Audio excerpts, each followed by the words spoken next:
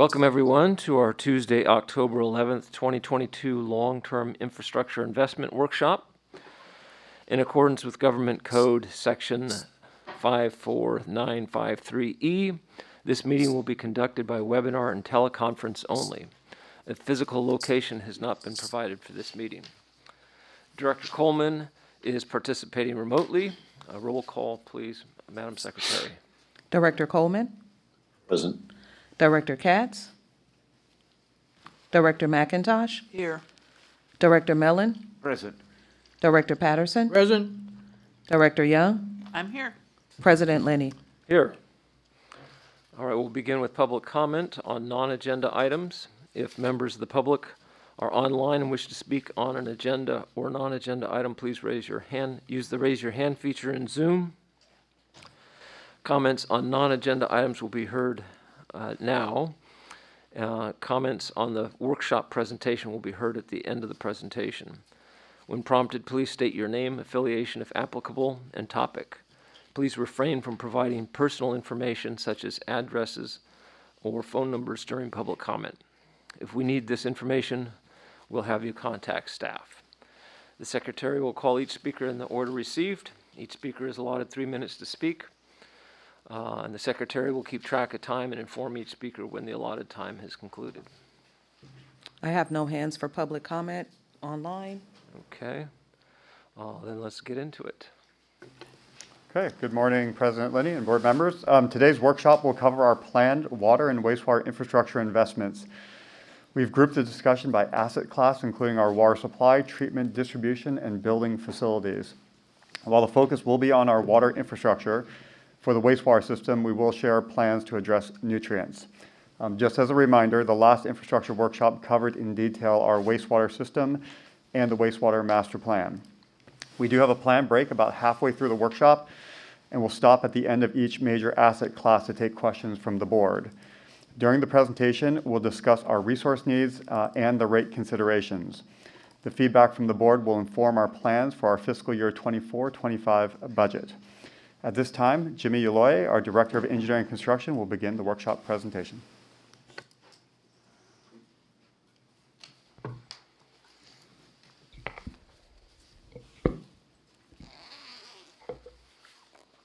Okay. Good morning, President Lenny, members of the board. I'm pleased to be here this morning to lead this workshop on our long-term infrastructure investment. As the General Manager mentioned, this workshop is structured in several sections and with the ability to take breaks after each section and receive board comment. We will also have a break about halfway through the presentation for a stretch break.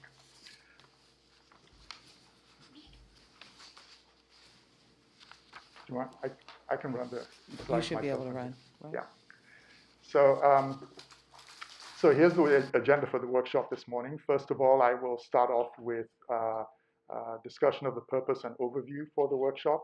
And then you will hear from a variety of speakers talking in more detail about the water infrastructure and also the wastewater infrastructure. And then I will come back and wrap up at the end talking about some of the community outreach related to our capital investments and also some of the rate considerations that we're going to have to deal with as we prepare for the biennial budget process. So talking about the purpose and the overview. So the purpose of this particular workshop is to kind of give an overview of all of our infrastructure investments in the capital improvement program. We also want to get into a little bit of detail on some of the projects and initiatives regarding water supply, transmission, treatment, and distribution. We'll talk a little bit about pipeline rebuild and also our building facilities, and then there'll also be a section on the wastewater infrastructure.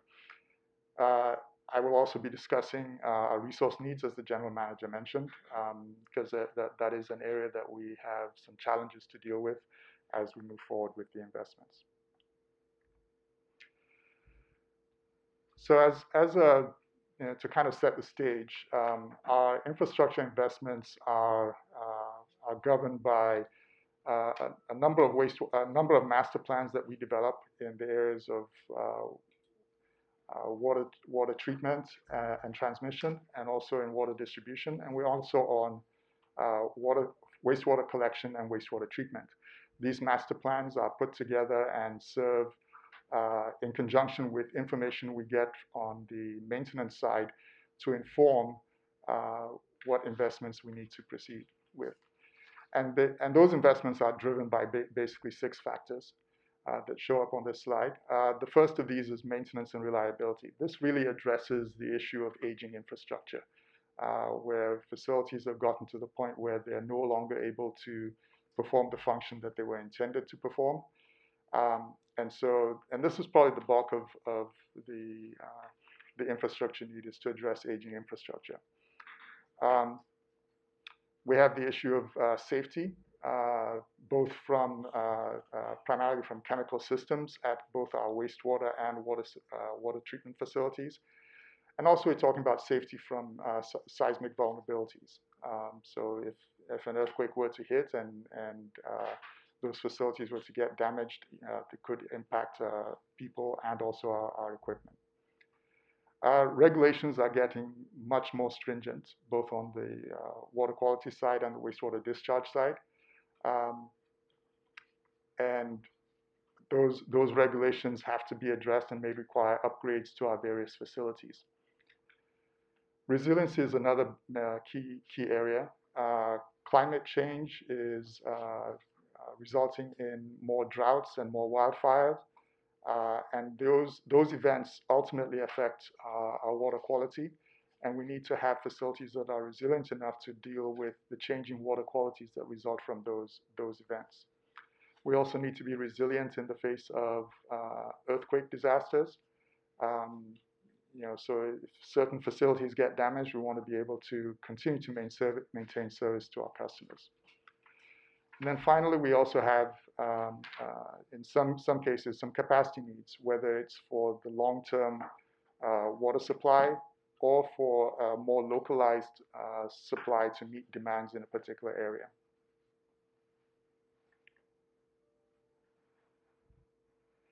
So I'm going to switch gears a little bit now to kind of start focusing on the water system infrastructure.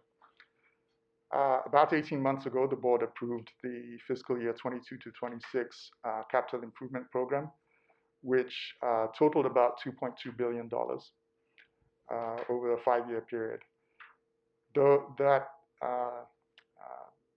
The budget kind of broke down into these categories, and there were 7 asset classes that basically contributed about 80% of the capital improvement program.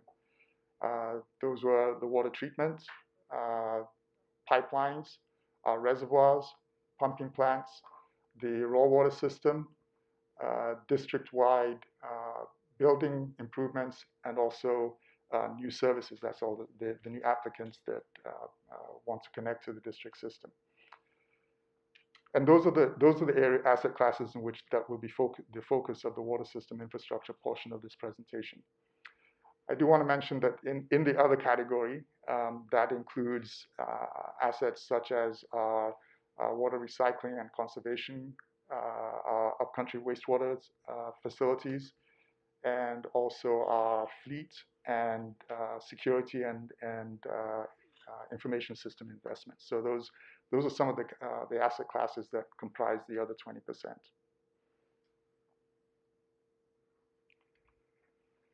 One other element of the infrastructure investments is the sequencing of the projects. And if you would recall, during the last budget cycle, we presented this slide that showed the sequence of some of the major projects that were going to be implemented. Through 2026, this sequence is pretty much the same. We are following that plan.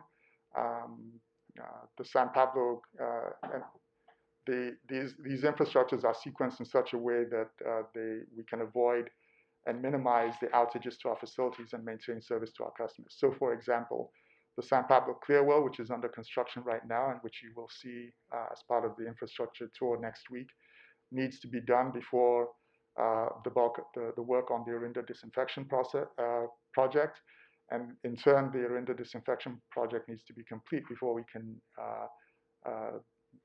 construct the central reservoir replacement. So I'm not going to go through all of the types of logistics, but that's kind of how we set up the sequence. And that sequence still holds true through 2026. As you'll hear in the presentation later, there are three elements, three items that have changed from 2027 and beyond.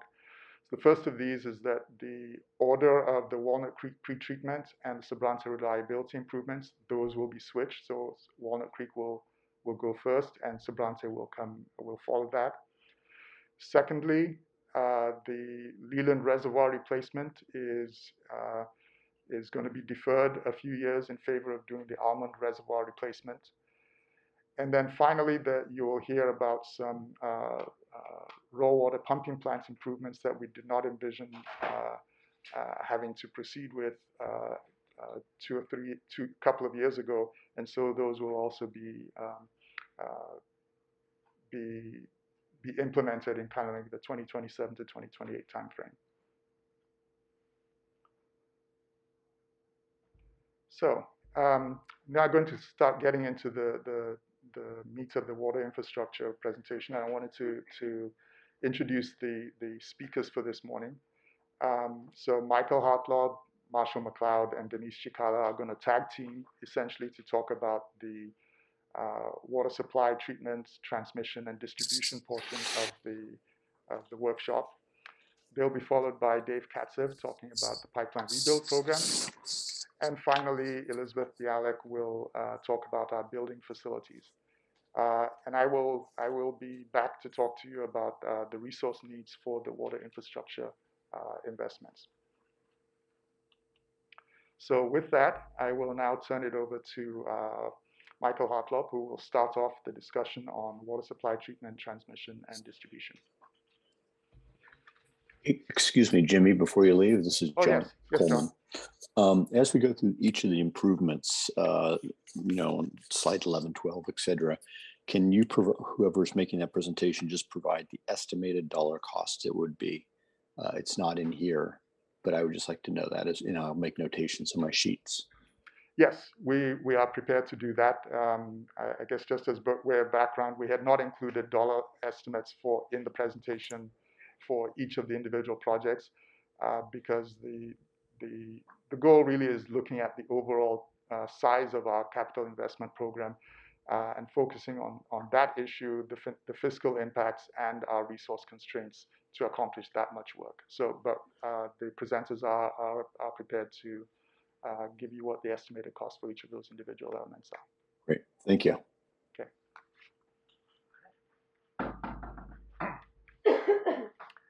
All right, thank you, Jimmy. Good morning, President Linney, fellow board members, General Manager Chan. My name is Michael Hartlaub. I'm the Senior Civil Engineer in the Design Division. Today, myself, my colleagues, Marshall McLeod over here, and Denise Chikala will be presenting a couple of major programs that will significantly improve our overall system reliability and resiliency. The first program I'm going to highlight is the Raw Water Improvements Program, which is a multi-phase program to reduce corrosion in the raw water system and repair areas in our system where corrosion has already started to have an impact. This program stretches across the entire raw water system from Pardee Reservoir down to our inline water treatment plants and through the service area. The first project I'd like to highlight is the Pardee Chemical Improvements Program, which I'll cover in the next slide, followed by improvements under the raw water program. Marshall McLeod will then present on the program to reline the aqueducts and repair areas where corrosion has started to take hold. The next project in the program is the inline water treatment plant carbon dioxide feed and control project, currently in construction, which will prepare the water for treatment after the pH has been adjusted upcountry at Pardee. This project also has the side benefit of improving disinfection efficiency. So as I mentioned in the last slide, one of the major projects that we have in this program is the Pardee Chemical Plants Improvements Project, which is currently in design. The drivers are twofold: to improve system water quality by reducing corrosion potential in the raw water system, and improve maintenance and reliability of the aqueduct. By reducing corrosion potential, we reduce the repairs and relining frequency of the aqueduct. It is also expected that these improvements will benefit the larger distribution system from a corrosion standpoint. The scope of this work will be to add a new state-of-the-art lime slaking system, carbon dioxide feed and control system to best control corrosion in the raw water system. In addition, this project will improve maintenance upcountry by providing a new operations and maintenance building for staff to better control this new facility, and a standby power system to keep the system running during power outages and PSPS events. This project supports our overall goal of improving maintenance and reliability and improving water quality. The project is currently in design, expected to be completed in fiscal year 24, and in construction through fiscal year 24 and 25. The estimated cost of this project, we're still working on the final construction cost estimate, but we expect it to be around $40 to $50 million for this facility. Second major program in our raw water system is our raw water pumping plants program, which will rehabilitate and improve a couple of our most critical raw water pumping plants. The drivers for these projects are to improve reliability, reduce maintenance, and improve our electrical safety at these facilities. In addition, we are evaluating how we can remove some operational limitations that impact our transfer of supplemental supply. This will help us adapt to climate change and better equip us to handle future droughts. The scope of this work is primarily focused on electrical improvements and modifications to our pump system to improve flow of supplemental supplies. This project is currently starting pre-design and planning and will continue through fiscal year 25. Design hopefully in 26 through 27, with construction of the facility happening somewhere around 27 through 28. We are still evaluating the scope of these projects, so the cost impacts are a little bit unclear, but we expect them to be north of about $30 million. I'm going to hand it over to Marshall, and he's going to talk a little bit about some of the major improvements that we have in the raw water system, and then I'll be back to talk about some other improvements in the water treatment plant program and on the raw water side. Yes? Your estimate of dollars, is that today's dollars or dollars down the road? Those are in today's dollars. Great question. So have you taken into consideration because this isn't going to start tomorrow, what will the inflation factor be on that project in the next 5 years? So I believe for our rate model, we're using 3.5% for inflation going forward, and I know that's been out of step with the last 2 years, but we use that because it has been good on the average for planning over a 10-year horizon. Thank you. Sure. Yeah, I have a further question, and it may not be specifically, having looked at all these, what are being driven by legal or regulatory requirements? It would be nice if something said this has to be done for regulatory requirements. So it's like, okay. Sure. So, but going forward, I don't know if the two previous ones had that or not. But. There is a slight regulatory driver on the, well, actually, no, it's a real regulatory driver on the inline and raw water projects that we have. We're trying to balance two things.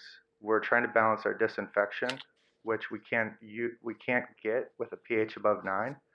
So we have to do CO2 and lime together and then have a CO2 system at our inline plants in order to have a water that's not corrosive while still making our disinfection credits.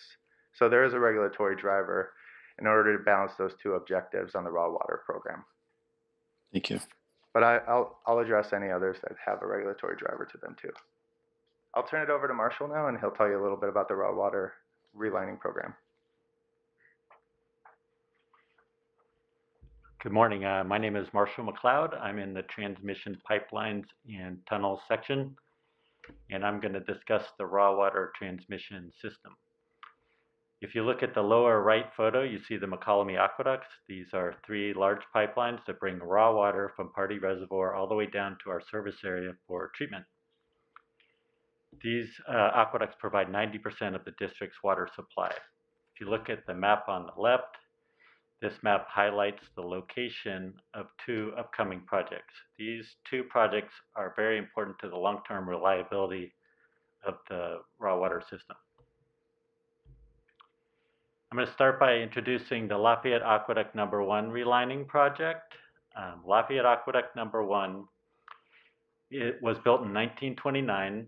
It is about 4 miles of tunnels and about 3 miles of cast-in-place concrete pipe. The cast-in-place concrete pipe is a source of constant leakage and repair activities by maintenance staff. If you look at the upper right photo, you see 2 maintenance staff workers plugging a leak on Lafayette Aqueduct Number 1. And the cast-in-place pipeline is not very flexible, and it's very vulnerable to damage as the ground moves due to settlement and normal earth movement. Recent tunnel inspections have shown that much of the existing lining has significant defects. While these defects are not indicative of immediate collapse, they do need to be repaired before they unravel and get much bigger. The lower right photo has a picture of a typical tunnel defect. This project will insert a welded steel pipe liner into the cast-in-place section and repair the tunnel lining. This project will greatly increase the structural integrity of Lafayette Aqueduct Number 1 and will eliminate leakage. We are currently in the design phase, anticipate starting construction in fiscal year 27. The estimated construction cost for this project is about $90 million. Next, I will discuss the relining project for McCollum Aqueducts Number 2 and 3. McCollum 2 and 3 are the largest and the newest aqueducts of the 3 McCollum aqueducts, and they are lined with cement mortar lining, or CML. The CML is very important for protecting the steel from internal corrosion. Recent pipeline inspections indicate there's quite a bit of CML failure throughout the pipeline, and we recommend replacing 75 miles of cement mortar lining in these 2 aqueducts. The process would be that we go inside the pipe, remove the existing CML, and then restore a new CML lining in place using equipment similar to what's shown in the lower right photo. This project is very important to increase the long-term reliability of these 2 pipelines, and it has an added benefit in that it will improve the smoothness of the internal surface and thereby increase the overall flow capacity. We anticipate completing the first phase of construction, which is currently underway, in the early part of 2023. The construction cost for this project was about $5 million for just 2 miles. We plan in fiscal year 24 to begin the overall program for the remaining 75 miles, or 73 miles, and we'll be prioritizing the above ground sections, which have seen the greatest amount of CML degradation. It's a rough estimate, but over the next couple decades, it's anticipated to cost around $300 million. Thanks.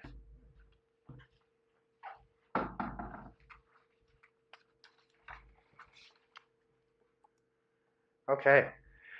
One of the projects that I'd like to discuss in the raw water system is the Pardee and Briones Water Quality and Post-Fire Watershed Response Study. This project is in response to a couple of water quality occurrences we have seen at Briones Reservoir due to algal blooms that create taste and odor compounds. These algal blooms have happened in a reservoir where high algal counts were very rare. In this chart here, you can see since 1997, we've had very, very low algal counts until recently, starting in around 2020, the counts have significantly increased. And along with it, some of the harmful algal blooms that cause taste and odor compounds have as well. We attribute some of this to increased drought, higher temperatures, and more sunlight over our reservoirs, causing these increase in algal counts. Our scope will be to study mitigation options available to reduce the effects of harmful algal blooms that cause taste and odor, such as a hypolymic oxygenation system similar to what we are building at San Pablo Reservoir right now. We plan on studying not only Briones where we currently see issues, but proactively at Pardee to prepare if conditions change at that reservoir as well. In addition, this water quality study will study methods to reduce post-wildfire impacts to our water quality in case a major wildfire were to break out in our watershed. This planning effort is currently starting, and the results of this study will inform the need for future reservoir capital improvements projects. The cost of this study is expected to be $1 to $2 million, and we don't know any costs for capital projects going forward. Those will be informed as part of that study. Can I ask a question Yeah, on please. that? So is this taking into account or working also with the folks that did the McCollum avoided cost study some years back? Is that sort of soft path, mitigation being taken into account as well? Prevention versus treatment? Well, that is kind of the goal here, is we're looking at things that can prevent algal blooms from really taking off.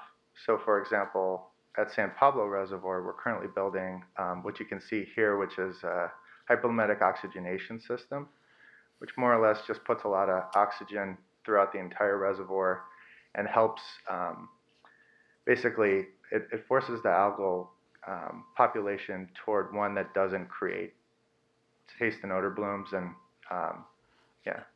I understand. Yeah, okay. That's downstream. Yes. Mitigation. I'm talking about source water protection and pollution and prevention. That you're talking about wildfire. You're talking about other increasing sediment coming into the supply and clearly or often addressing those impacts when they happen is much more expensive than keeping them from happening in the first place. So we were not planning on doing, I think, is your question basically looking at reducing wildfires in the watershed? Yeah, Mike, maybe Dave Briggs can respond to that. I see Dave nodding back there, so. Yeah, thank you. Yeah, just real quick, we would most definitely integrate the land management aspects to improving raw water quality as well as some of the lake-specific engineering actions that could also achieve the same objective. So we'll integrate the two as we move it forward and take advantage of that study. Okay, thank you. Thank you, Dave, for the save on that. All right. So the next program I'm going to talk about is the Water Treatment Plant Upgrades Program. This map shows all 6 of our water treatment plants and their service areas. In addition to ongoing projects at each of the plants, we have several projects planned for design and construction. The overall drivers for these upgrades are improving maintenance and reliability and safety, climate change adaptation, and making sure that we meet future demands. Today we'll specifically focus on 4 water treatment plants highlighted on this map: San Sobrante Water Treatment Plant, Orinda Water Treatment Plant, Walnut Creek, and Upper San Leandro. The first major project under construction which I'd like to highlight is the Orinda Water Treatment Plant Disinfection and Chemical Safety System Improvements Project, which just started construction in August this year. This is one of the largest projects we have started at the district in some time, and we are very excited to see construction get underway.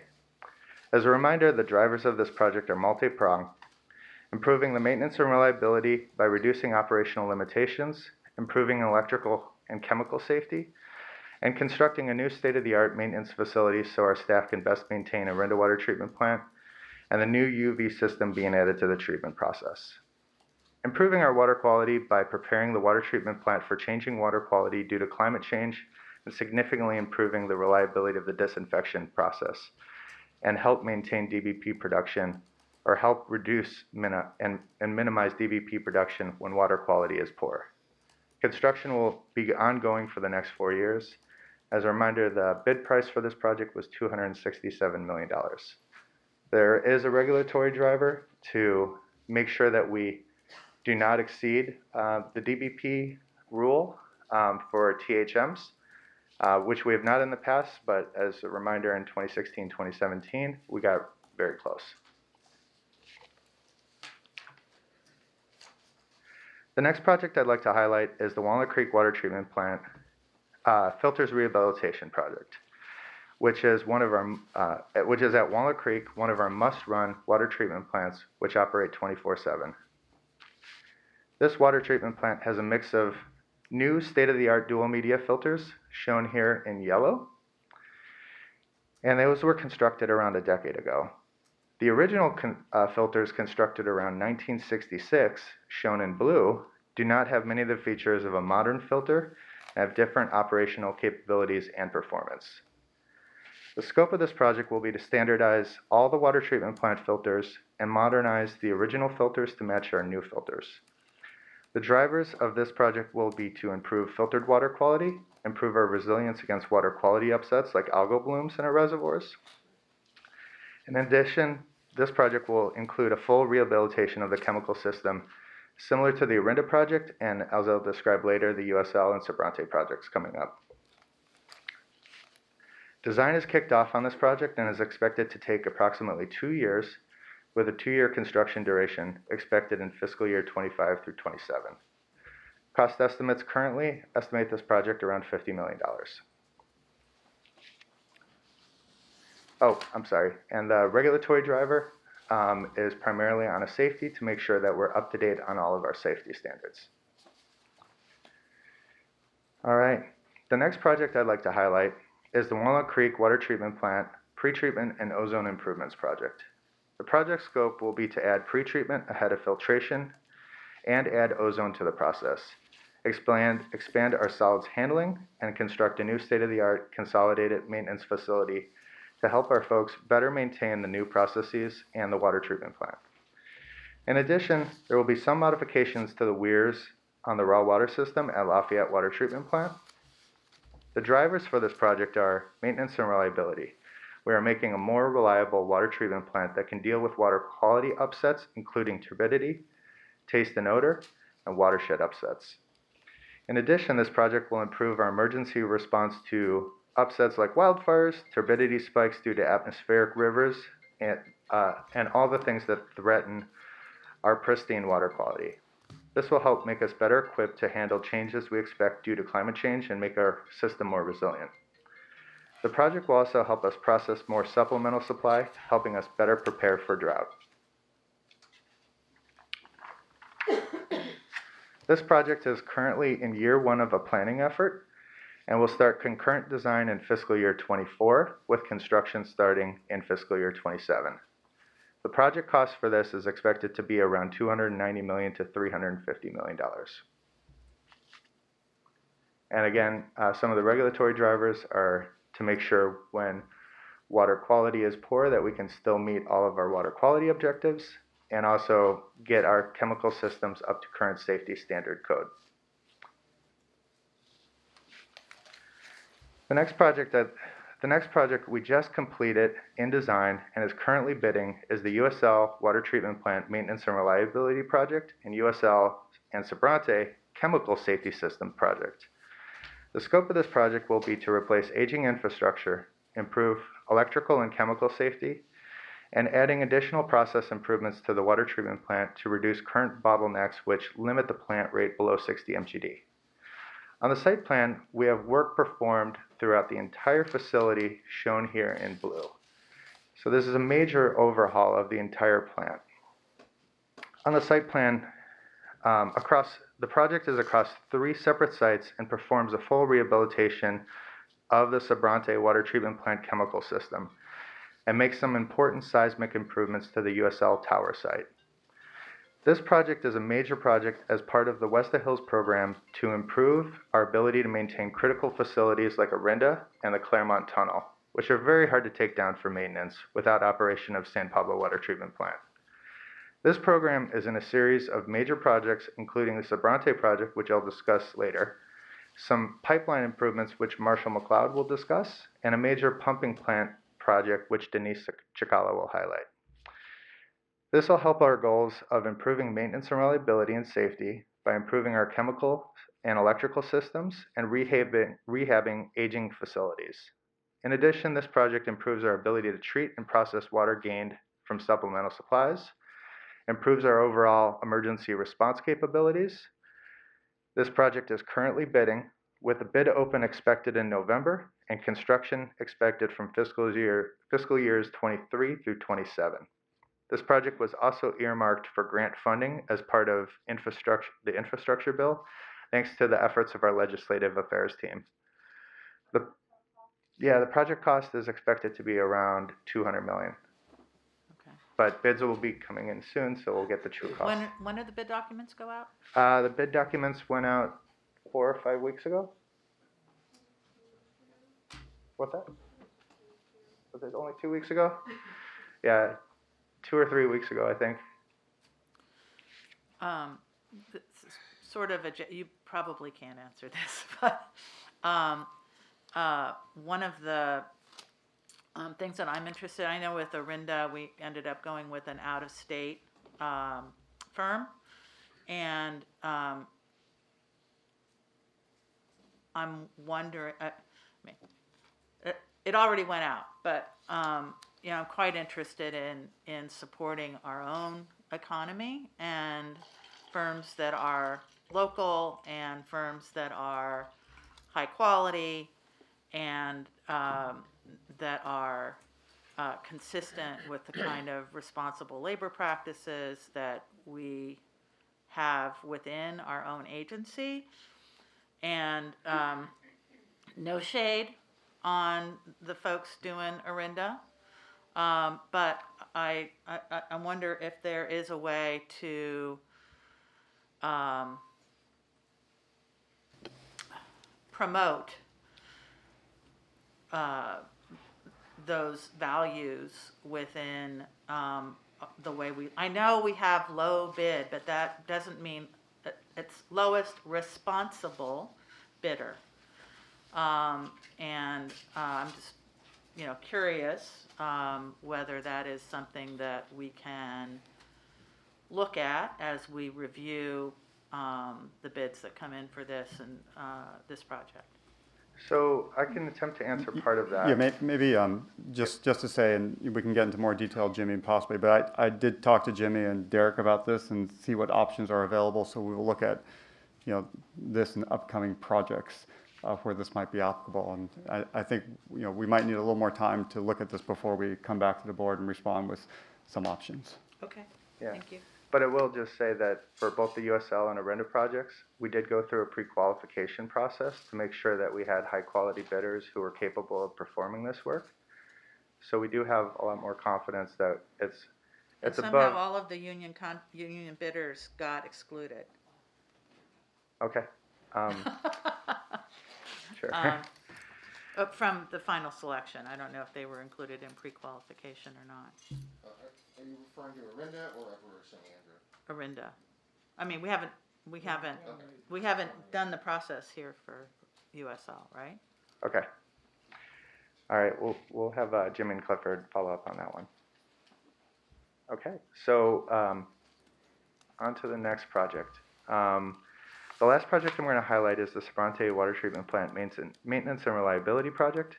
As I mentioned, this project is part of an overall program to improve our West of Hills distribution system and our maintenance capabilities at Orinda Water Treatment Plant by allowing us the ability to shut that plant down more easily so we can perform maintenance.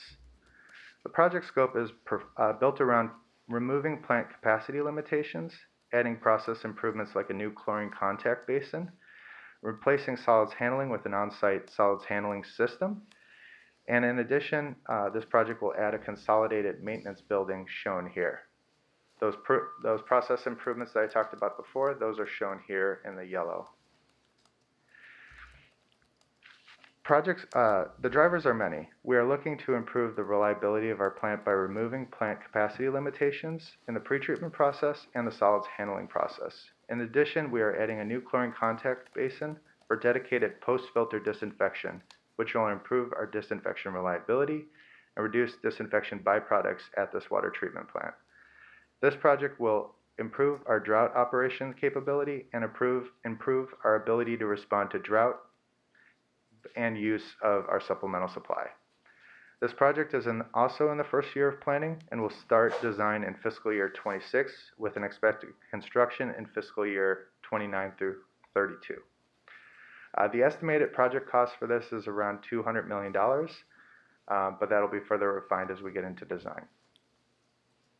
And with that, I'm going to hand it back over to Marshall, and he's going to tell us a little bit about some of the improvements in the distribution network. Thank you. Hi, it's me again. I was up here before talking about raw water transmission, and now I'm going to talk about treated water transmission projects. If you look at the photo on the left, you see a treated water transmission pipeline under construction. This is a 48-inch steel pipeline installed under a active landslide near the San Pablo water treatment plant. You will visit this site next week on Tuesday, the 18th. If you look at the map on the right, this map highlights some upcoming projects. These projects are very important to improving the reliability of the treated water transmission system. I'm going to start with the Wildcat Aqueduct Improvement Project. As Mike discussed, that we have the West of Hills 2010 Master Plan recommended several projects. One of them was the Wildcat Aqueduct Improvement.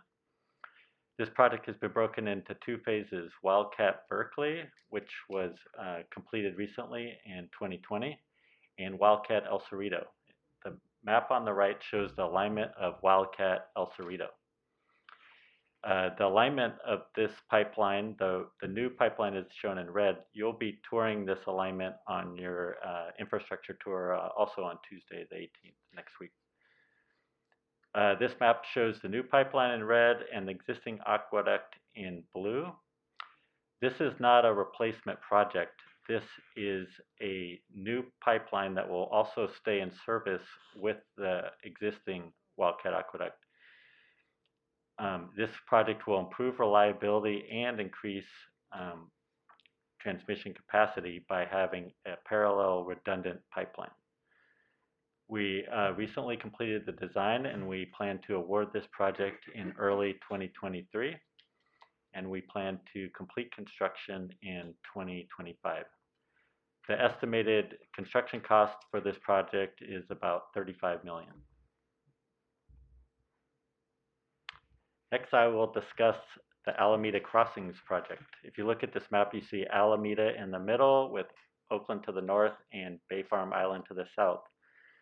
Alameda is an island, and there are no storage reservoirs on Alameda. And so Alameda is completely dependent on the crossing pipelines for its water supply. And these existing crossings are relatively shallow, constructed in soils that are susceptible to liquefaction during an earthquake. And also they are constructed of older materials with push-on joints that can be pulled apart as the earth moves during an earthquake. So in 2014, we completed the Alameda Crossings Master Plan, which recommended 3 new crossings to replace all of the old crossings.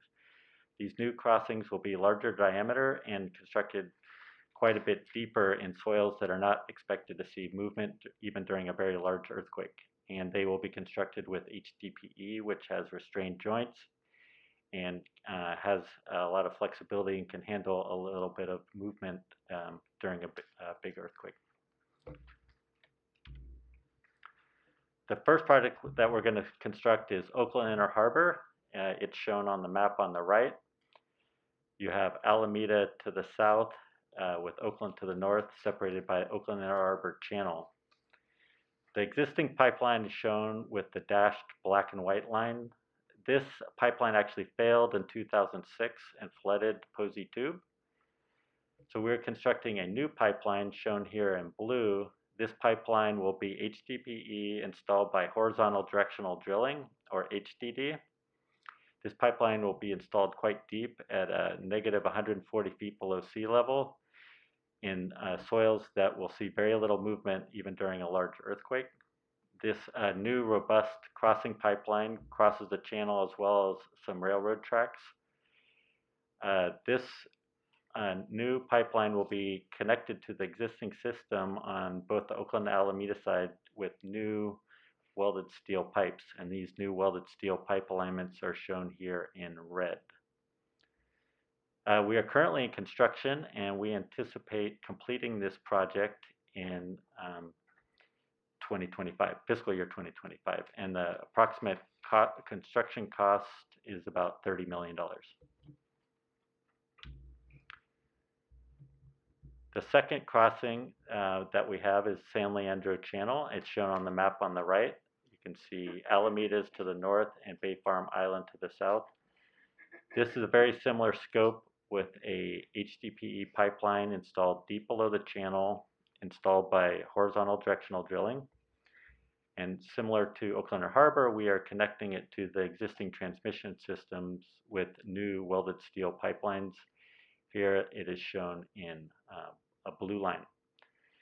We are currently in design and anticipate the construction to be started in fiscal year 25. And the third crossing for Alameda is the Tidal Canal. You see the map on the right with Alameda to the left and Oakland to the right, and separated by the Tidal Canal. This is also a very similar scope of a new HDPE pipeline installed by horizontal directional drilling, and the alignment is shown here with a light green line, and it will be connected to the distribution in Oakland in the vicinity of Derby Avenue and to Broadway on the Alameda side. And we are also installing new welded steel pipelines to make this a secure connection on either side of the channel. We anticipate starting construction on this project in fiscal year 28. Lastly, I'm going to talk about the Summit Pressure Zone Transmission Project. This is the #1 highest priority project in the Large Diameter Pipeline Master Plan. This is due to the frequent main breaks on the existing transmission pipeline. This pipe follows very closely the Hayward Fault. If you look at the map on the right, you can see the Hayward Fault trace delineated by a black dashed line. The goal of this project is to move this critical transmission pipeline out of the fault zone. And we have split this project into 3 phases. You can see the alignment of phase 1 here on this map with the dark blue line. You can see it's quite a bit away from the Hayward Fault zone. And where we have to cross the Hayward Fault in Claremont Avenue, we have designed a special fault crossing where we're using HDPE pipe, which has a greater ability to move during earth movement events such as an earthquake. And we are also burying with this HDPE pipe fiber optic lines to provide continuous ground monitoring. We developed this system with the professor of geomechanics at UC Berkeley, Professor Soga. And you will actually, I think, discuss or meet Dr. Soga on your tour next week on Tuesday, and he can discuss the fiber optic technology in more detail. If you look at the photo in the lower right, you can see the HDPE pipeline and fiber optics being installed on Claremont Avenue. We are nearly done with the construction of phase 1. It should be done in early part of 2023. We are currently in the design phase of phase 2, anticipate starting construction in fiscal year 26. And we anticipate starting the construction phase of phase 3 in fiscal year 31. And the costs for the current phase, phase 1, is about $10 million. Thank you.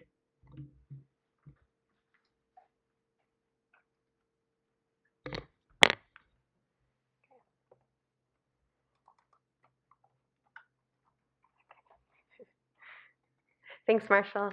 Good morning, President Linney and fellow board members. My name is Denise Chakala. Oh, let me get to my slide. There we go. I'm a senior civil engineer in design division, and I'm here to talk about our program to maintain our distribution facilities, specifically tanks, open cut reservoirs, and pumping plants.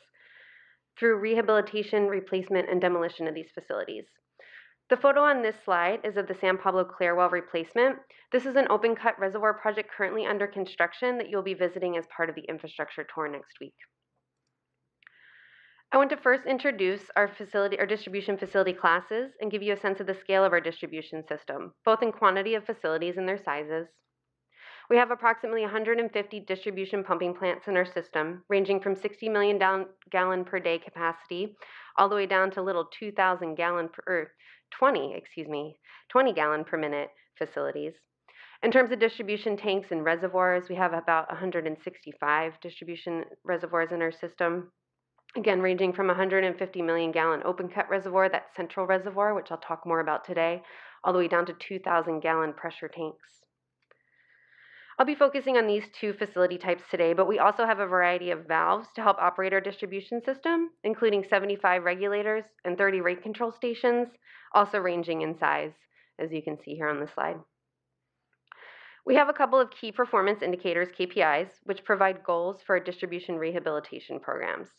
And that is to rehab or replace 2 pumping plants per year and recoat 2 steel tanks per year. And I'll go over each of these in more detail in the coming slides. In terms of our reservoir rehabilitation program, a KPI was established in fiscal year 11 to recoat 3 steel tanks per year. And as you see, we met or exceeded that KPI for the first many years of it, and it was subsequently reduced to an average of 2 per year in fiscal year 21. Overall, we've done quite well meeting this KPI. We've recoated 45 steel tanks since the establishment in 2011, and the KPI required only 36. Therefore, we're able to focus more of our efforts on other reservoir types in the coming years while still staying ahead of KPI for steel. In terms of redwood and pressure tanks, only a few remain in the system, which will be eliminated in the coming years. Our concrete tanks are in overall good shape thanks to accomplishments by the seismic improvement program so many years ago, so they're not coming due for a lot of improvements for the next 10 to 30 years. Our open cut reservoirs were deprioritized in recent years in order to work on other higher priority facilities, and since these other programs are in a good place, as I've described, our focus this CIP is to get a few of the high priority open cut reservoir projects moving forward, which I'll discuss in more detail. Here's a summary of all the distribution reservoirs that will see projects in the FY24 to 25 CIP. We have a couple of steel construction projects ongoing, and another 6 steel tanks that will go to construction in the next couple of fiscal years. In terms of other reservoir types, we'll be eliminating our last couple of redwood tanks and our last 2 pressure tanks. That's Crest and Encinal, and Hill Mutual and Redwood, respectively. And we have just a couple of high priority concrete tanks that will be rehabbed in the coming years. That's Madrone and Swayland reservoirs. And we'll be starting design for 2 of our highest priority open cut reservoir replacements in fiscal year 24. That's Central and Almond reservoirs. So what are we talking about when we talk about open cut reservoirs? Some of these photos in this construction type may be familiar. The top 2 photos are of Central Reservoir, which is the largest distribution reservoir in our system at 150 million gallons, and it was put into service in 1910. These reservoirs in general are old legacy facilities that were adopted into our system from other water utilities. Our goal is to replace these aging facilities with state-of-the-art tanks in the existing basin that will improve water quality and maintenance and reliability. The rendering below the photos is of a different facility. That's Leland Reservoir, and this shows a typical open cut reservoir project where we demolish the existing reservoir and build 2 to 3 smaller tanks, in this case 2, within the existing reservoir basin.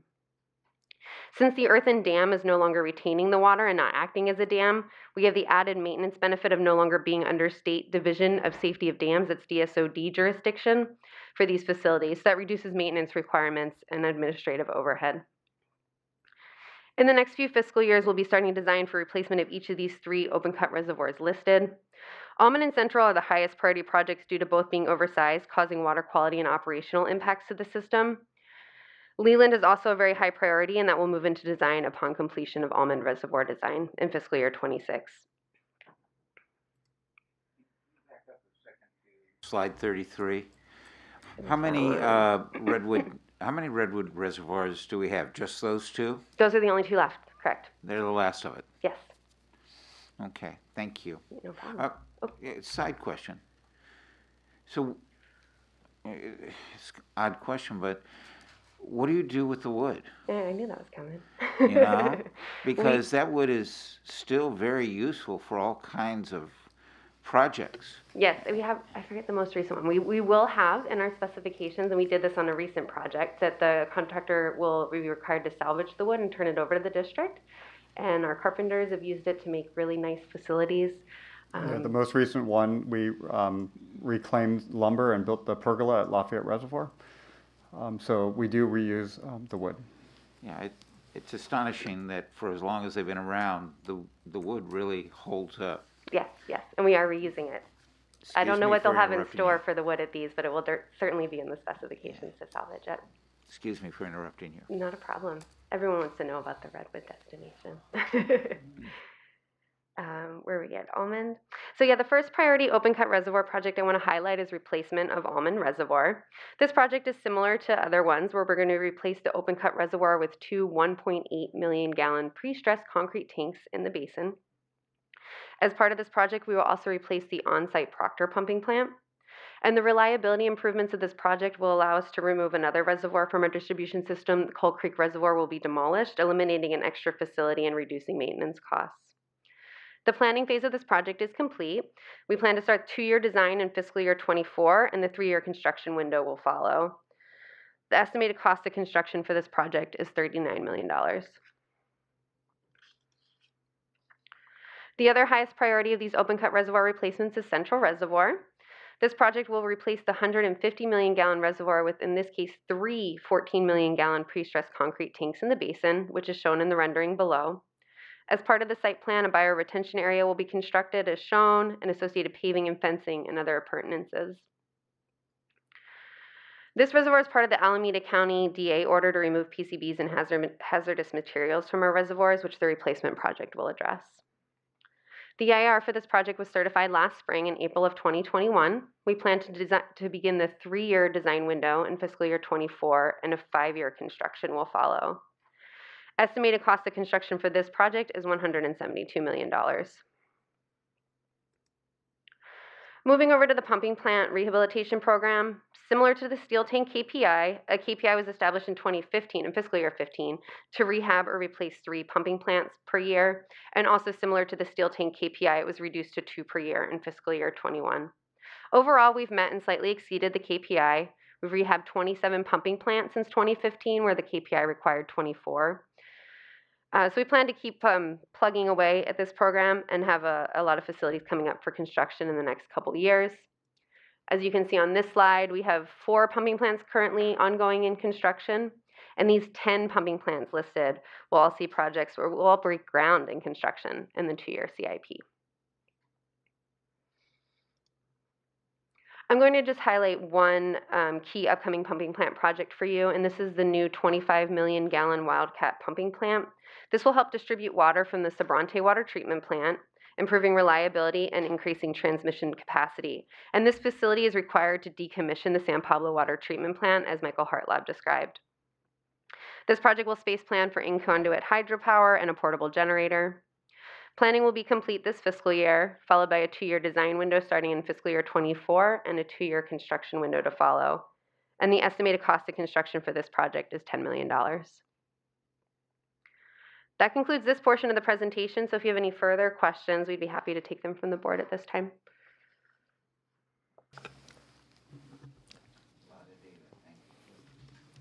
The inclusion of in-conduit hydro, and it just reminds me about the possibility of sustainability features and on-site generation features being worthy of evaluation for all of our projects. So I would encourage, before, for anything that's still in the design phase, to consider opportunities like that if they're cost effective, if they're reasonable. But it's good to see that inclusion where it makes sense on this one. Yeah, absolutely. This would be the first pumping plant that has that feature, and if it does make sense and cost effective and goes well, we look forward to that opportunity on other facilities. Yeah, I'm not limiting that to this particular technology. There's other technologies and applications for on-site generation and resource conservation too. Thank you.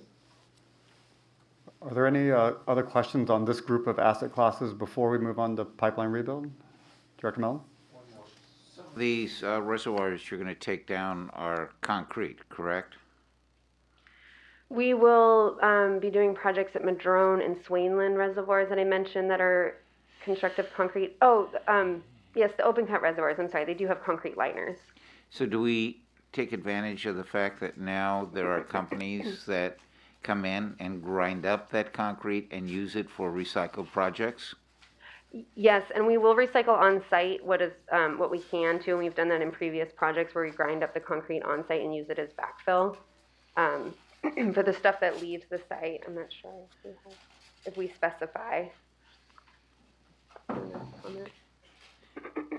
When they tore down Mervyn's in Hayward, it was amazing to watch the machine grind up the concrete, and then they used it for they actually used it for on-site construction purposes. Yes, that is exactly what we've done, and at San Pablo Reservoir that you'll go see, we did exactly that. We ground up the material and we used it on site, and that's really feasible at a lot of the open cut reservoirs, especially with the concrete liners. We use them as backfill on site. That actually saves a lot of money because you don't have to pay for disposal, and everything stays on site. Yeah, you don't have to dispose, and you don't have to bring in new material either. So it saves on both ends. Okay, thank you. I don't see any other questions. I don't see any hands up, so maybe we'll move on next to pipeline rebuild. Good morning. I'm David Katzev. I'm a senior civil engineer.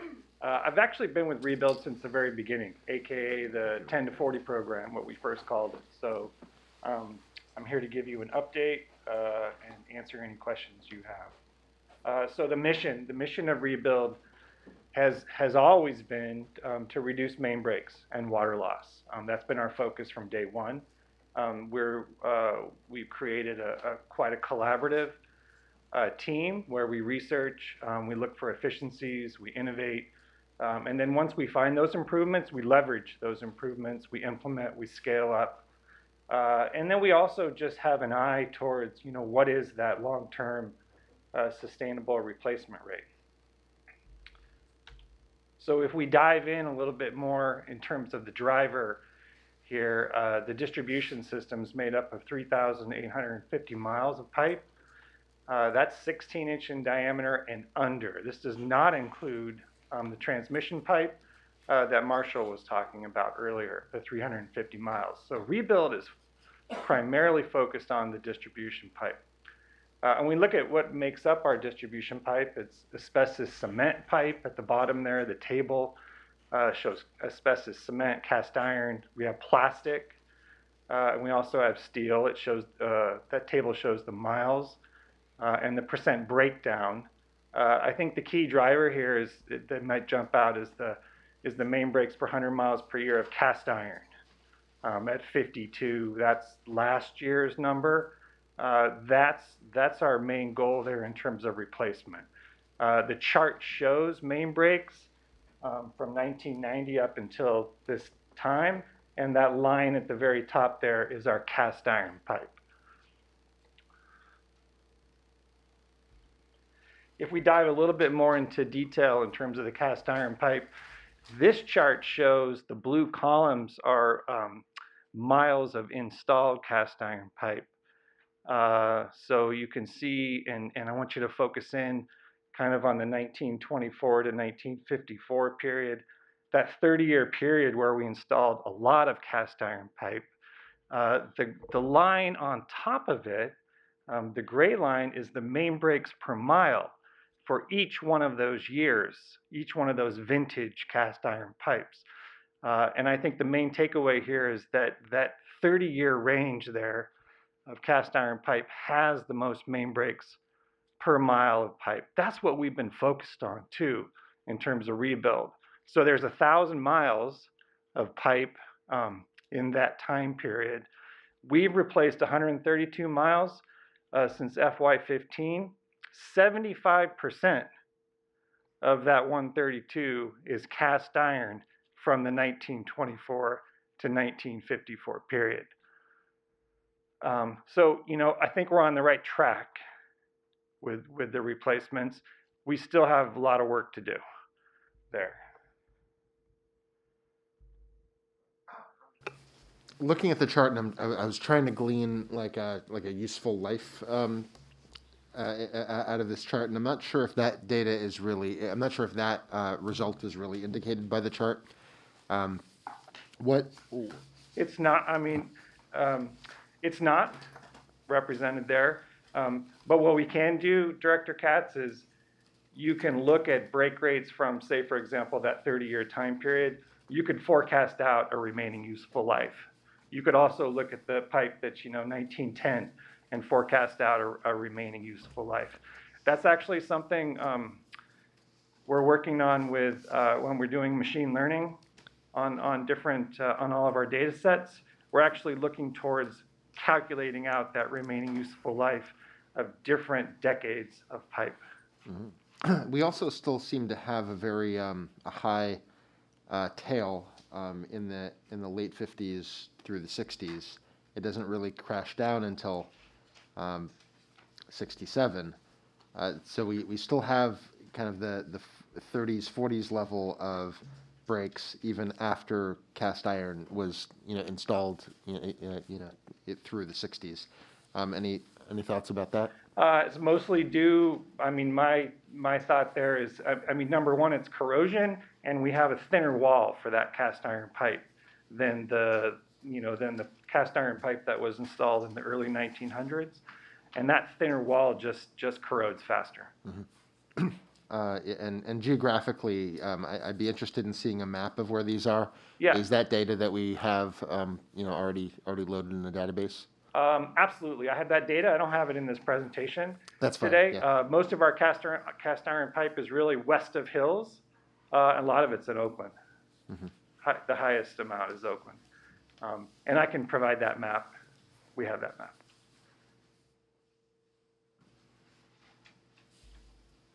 So, just in general, just some highlights. We have exceeded our goals. Ever since starting rebuild, we've exceeded our goals. Even the last 2 years, we've exceeded our goals despite COVID-19. And also just material supply chain issues. That's probably our biggest challenge today, and I think it's going to remain one of our biggest challenges in the coming years. So it's always something that we're keeping an eye on. We've done a number of different pilot studies documenting gains in efficiency, streamlining design, selecting the right pipe, using different materials in the field, all with an eye to gain productivity. And I think lastly, something to highlight for all of us is that we really improved coordination with cities and counties. We're trying to get ahead of paving plans if our projects overlap with paving plans. We're really doing a good job with that. And other utility work. So we're trying our best to always coordinate. Doesn't always match up, but we're doing our best.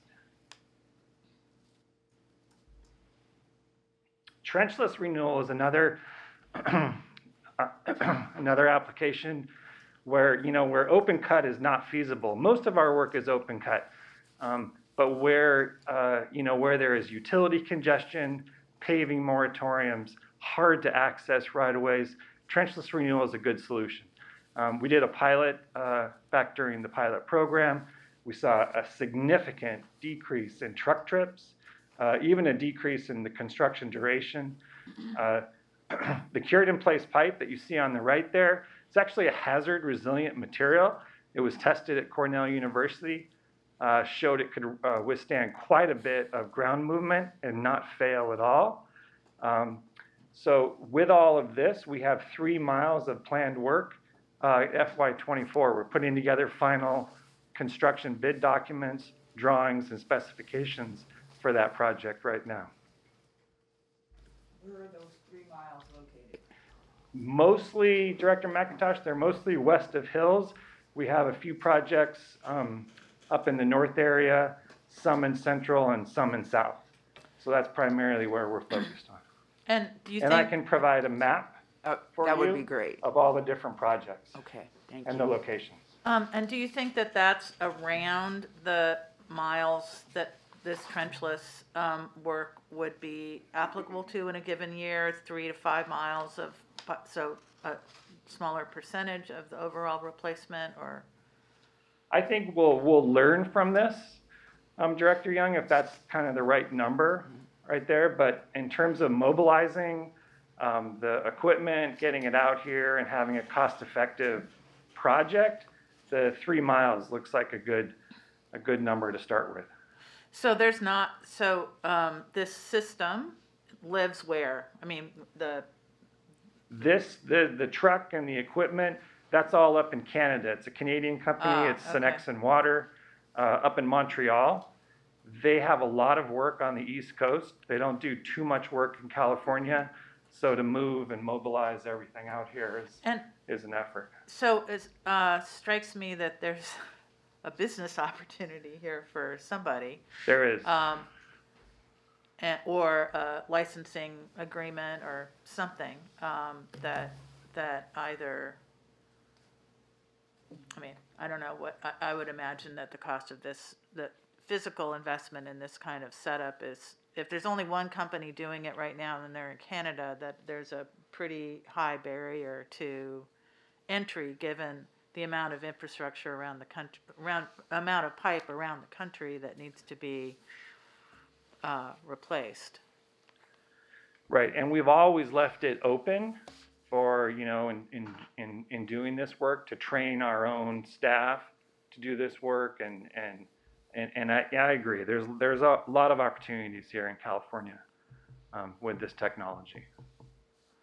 I wonder, Lisa's always interested in whether there's a business line for us. I wonder, whether something like this might be. Yeah, I don't know, David, if they license this technology. I mean, it is patented, but my understanding is they don't license this technology out right now. Not yet, but they're open to it. Oh. They are open to it. What's the picture on the bottom right? Yeah, Director Laney, that's a service lateral. So when you line the pipe, you line over all of the service laterals. And once you're at the very end of the project, they have a little robotic device that goes in, locates your service lateral, and drills through the liner and the pipe material to reconnect the customers. Wow. And to find those locations, before they actually line the pipe, they plug those service laterals with a little LED light that when the robot goes back in, and the magnetic signal there corresponds, it lights up. And so the operator that's in the truck operating the robot can make sure they're drilling in the right location. Pretty interesting. That's great. So also with rebuild, the first thing we do is select pipes. Just quickly here, it's a very data-driven approach. We have two different models. We have a risk model in-house, which primarily focuses on main breaks. We also have a machine learning algorithm model that we work with. And what you end up with are two maps, which you can overlay, and then you can zero in, zoom in, and you can select, cluster together those porous performing pipes. So that picture on the bottom right there where you see the red and the orange, those are our porous performing pipes. And that's what we target when we're actually selecting projects. There are refinements in the future. You can always get better with your modeling. So we're going to continue to work on that. Consequence of failure is another piece that we're going to improve in the coming years. And then condition assessment. This is something that can even verify that we are replacing the right pipe. And condition assessment is actually getting inside, say, a cast iron main to really confirm that the wall thickness is really deteriorated and it's the right pipe to replace. So those are three areas that we're going to work on in the future. I really appreciate a consequence of failure getting added into the algorithm here. It seems like we have hospitals that we really need to make sure that have reliability. They're a few, but there's a few types of businesses that are very highly dependent on water. Water is important to every almost every type of customer, but there are a few that operations just simply cannot occur, and there could be great loss. Those are examples of the consequence of failure. There's also damage to property and life. So I think I definitely encourage moving in that direction and factoring it in. What other inputs do you find the most helpful in the current model, and other types of inputs to the data? I think, well, first of all, Director Katz, I agree with you on the consequence of failure. Our likelihood of failure is what drives most of our replacements right now. But when we look at projects, we look at the whole area, and that's when our engineers dive in and look at consequence of failure. And that's maybe when we add a pipe that hasn't had so many main breaks, but the consequence of losing that pipe, say, for example, to a hospital, is significant. So we'll add that in our replacements. The data that really drives this is main breaks right now. The extra data on landslide movement, liquefaction zones, our fault area, ground movement is something that I think needs a bit refinement and added into in a little bit more detail. And that's the future work I'm referencing. You can even look back at past earthquakes. There's some studies out that show past earthquakes have actually reduced the life of some of these pipes. So it goes back to your remaining useful life. You could actually look at the 1989 earthquake, and you could estimate the reduction in life on some of those pipes relative to what we have right now. So that's another area that I want to get into in a little bit more in terms of refining the modeling. I remember quite a few years ago, we were shown a map, and it looked like a lot of the DNF pipe was in proximity to the BART line. Yes.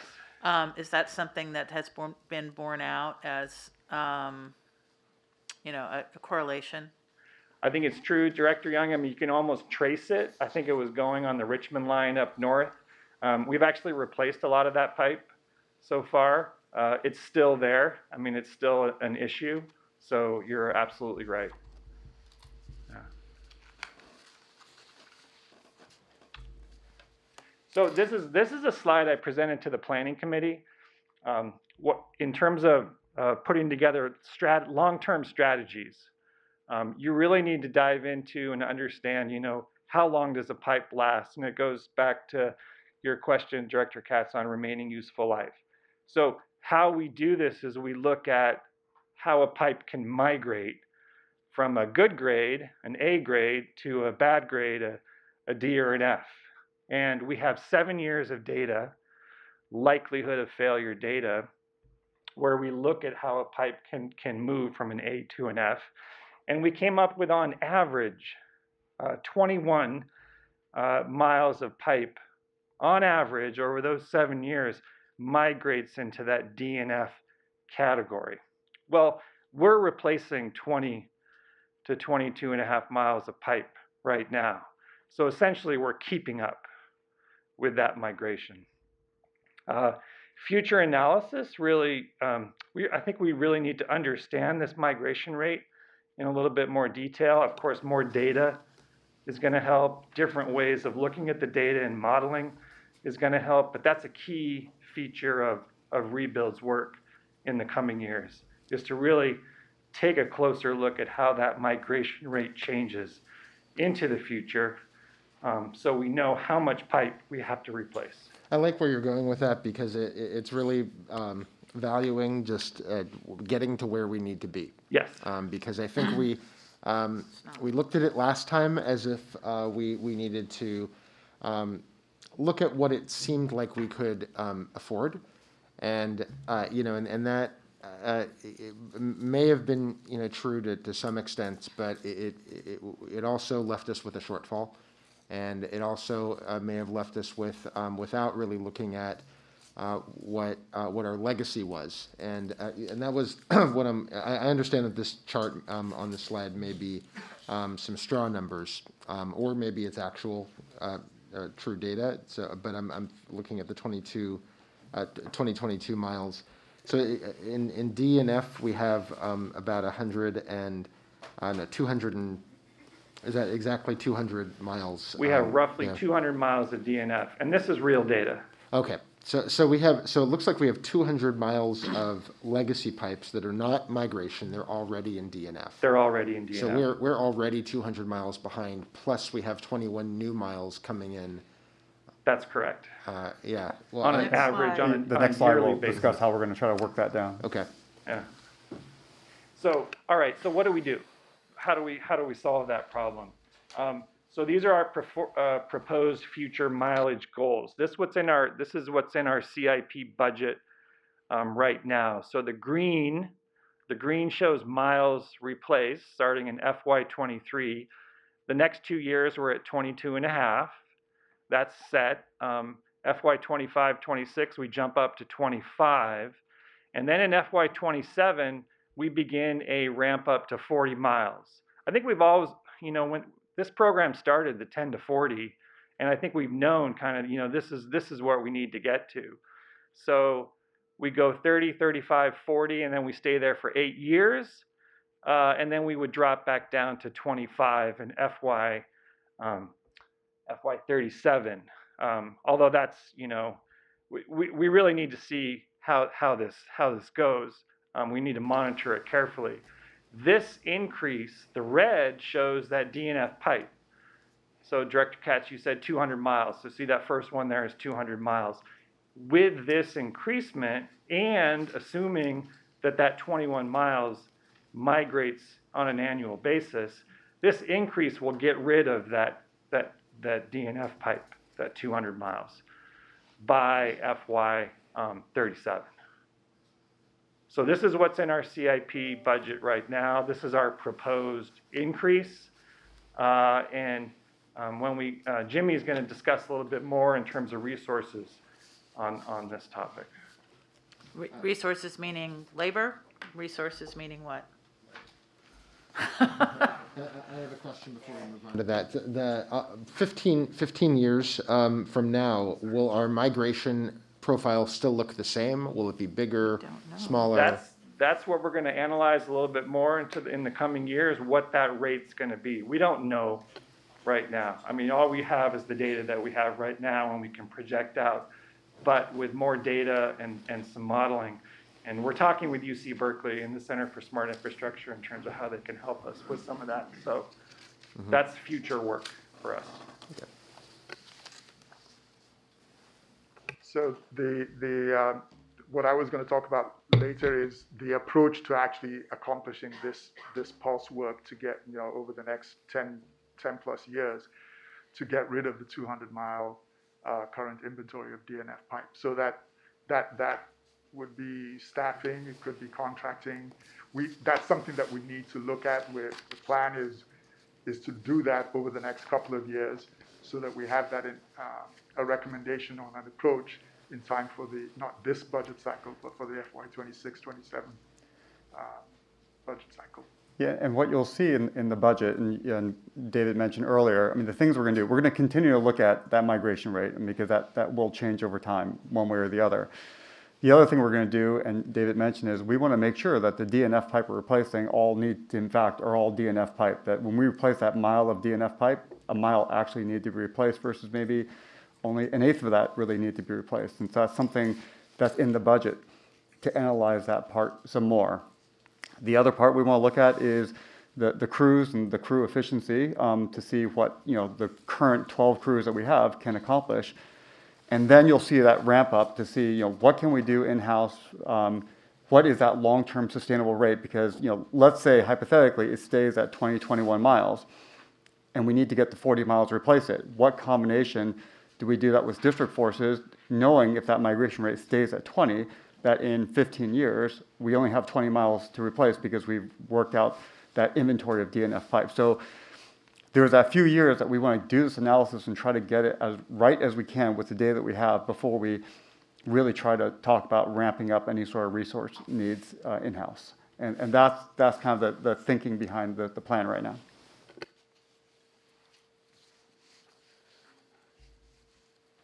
I guess one of the obvious questions still is, how does this affect rates over the next 10, 15 years? Yeah, and we'll cover that at the very end of the presentation. We'll talk about the rate impact as we look at all these capital projects that we're talking about. All right. So, a couple slides left. The Center for Smart Infrastructure is something we developed in partnership with UC Berkeley in the last year. And it fits in really well with Rebuild and all the mission statements, the goals we have right now, primarily in terms of, making sure that we're installing a pipe that's not only going to last 100+ years, but also be resilient and be able to withstand, ground movement. Also, in terms of the monitoring, the picture at the bottom right is the same picture that Marshall showed you earlier with the fiber optics. A week from now, when we go to the Center for Smart Infrastructure, you're going to be able to see those fiber optics on an actual pipe and a whole test setup that we're testing, and we're using the fiber optics to evaluate the stresses and strains on the pipe. So right now, the center, we've done a lot with pipe testing, with earthquake-resistant ductile iron pipe. We're going to do a test this Friday with the IPVC, the plastic pipe. And then we have plans you're going to see some Kubota pipe when you go out to the center next week. So we have lots of plans for doing some different tests into the future. The picture at the top right there is Clifford and then Professor Kenichi Soga, who is the director of the Center for Smart Infrastructure. And you will meet him next week when we do our tour. So in summary, the next 2 years, we're going to stay at 22.5 miles. Actually, this year, this FY23 is the first year we're going up to 22.5. So next 2 years, we're at 22.5. The 2 years after that, we're at 25 miles. We're going to continue to focus on getting more efficient, leveraging a lot of those efficiencies we've already discovered, both in the office and the field. Of course, removing the DNF pipe, removing that cast iron pipe that I talked about earlier, refining our long-term strategies, and really maintaining, in Rebuild, maintaining that culture of, how can we do our work better? And how can we get better answers and better solutions into the future? That figure at the bottom right there is kind of, in the future right now, I can kind of see us visualizing what's underground in 3 dimensions. That's an augmented reality system where once you get a survey of all the pipes underground, you can visualize it on an iPad, and you can walk down the street and you can see what's in the ground.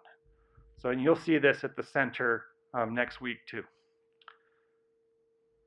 So that's my presentation. If there's any other questions.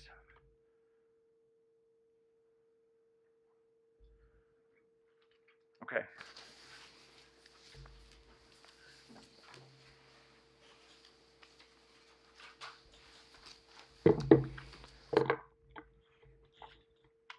Good morning, everyone. My name is Elizabeth Biak, Manager of Engineering Services. So already today, we've heard about a wide range of infrastructure projects that the district is undertaking. A component of making that all happen is supporting the space needs of all of the district staff that are involved with those projects. So I'm going to briefly talk about our upcoming building facilities projects. And now when we think about buildings, we might think of the structures themselves, but there's a lot behind the walls, so to speak. And all of that keeps spaces functional and habitable. Building systems are also aging, and as systems, equipment, and finishes at district-occupied facilities reach the end of their useful service life, higher than normal operating and maintenance costs can be incurred. Upgrading, expanding, and reconfiguring or repurposing building facilities will improve sustainability, reduce costs, and accommodate changing operational needs. Over the next several years, the district is planning a series of facilities upgrades, building systems replacements, and studies, many addressing aging infrastructure and reliability specifically. Others are operational efficiencies as we move towards more cost-effective building systems to replace those that are at the end of their useful lives.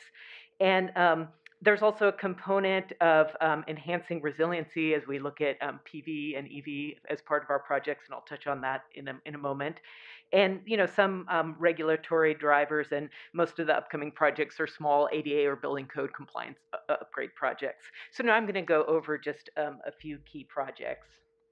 The first is the Willow Service Center. Many board members are aware of this project. It will be a new service yard in West Oakland, including a 6,000 square foot administration building, a very small on-site warehouse for the yard's use, parking and storage areas, and it does include photovoltaic infrastructure and electrical vehicle charging stations with the ability to expand, particularly as more medium and heavy-duty trucks become available. There's been community engagement on this project. We've had 2 public meetings and been to West Oakland Liaison Group with Director Young.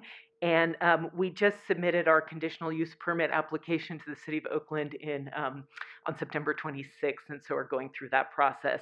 The estimated cost of this project at this time is $11.5 million. Oh, and then design underway now, going through FY24 and construction in 25-26. The next project the board is also aware of, it's the new Oakport facility in partnership with the Supply Bank. And as part of that project, the Supply Bank will be constructing facilities in exchange for a lease agreement, and also constructing for the district a new corporation yard with warehouse space, job training center, and this is going to provide the needed space to support pipeline rebuild and other district functions. The planning is underway, and schedule depends kind of on how the project moves forward, with design in FY25 and 26 followed by construction. The cost of this project is offset by the lease agreement. We estimate approximately $5 million for interior improvements, which are going to be furniture, finishes, all of the equipment on site, racking for the warehouse, equipment for the warehouse. And so that concludes my portion of the presentation. Director Coleman has his hand raised. Oh, yes. Great. Thank you very much. I noticed reading this week, over the weekend, the governor vetoed a bill that would have assisted in this process for the Oakport Supply Bank. How does this impact this particular project?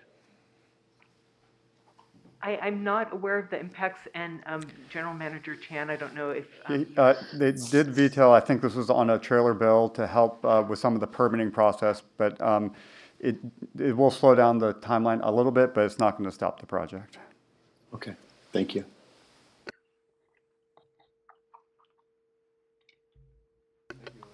And I don't know if there's any other questions on the building, but we thought at this time we've gone through quite a bit, and we can take maybe a small break till 10:10 just to stretch out a bit.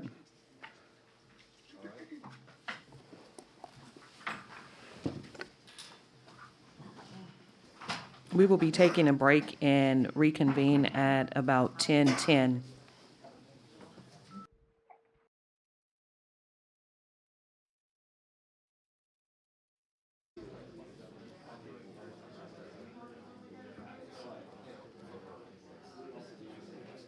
We are reconvening for the meeting.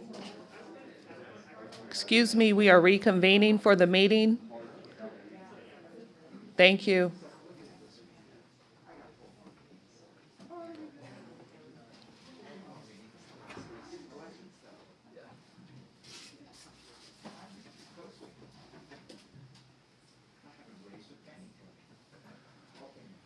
We're ready.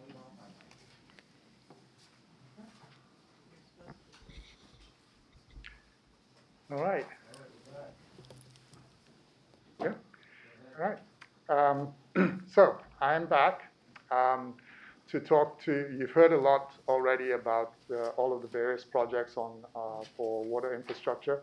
And I wanted to take some time right now to talk about what all this means in terms of resource needs and how are we going to be able to accomplish all of this work.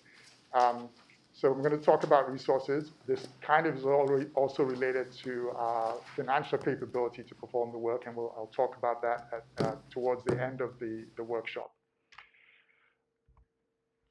So I just wanted to mention during the preparation of the budget for FY22-23, one of the questions that was asked was about long-term resource and staffing assessment. And so we had promised at that time to develop a plan for that and come back to the board, which I did present at the May Planning Committee meeting.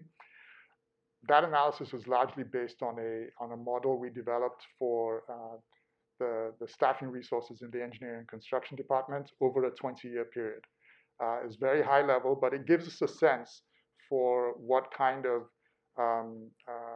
resources were going to be needed to actually implement the CIP as we had it laid out. So what the output from that assessment showed was that we have about, based on the projects that we have outlined, we have about a 10-year peak of resource needs. And this is just an example for the engineering and construction department.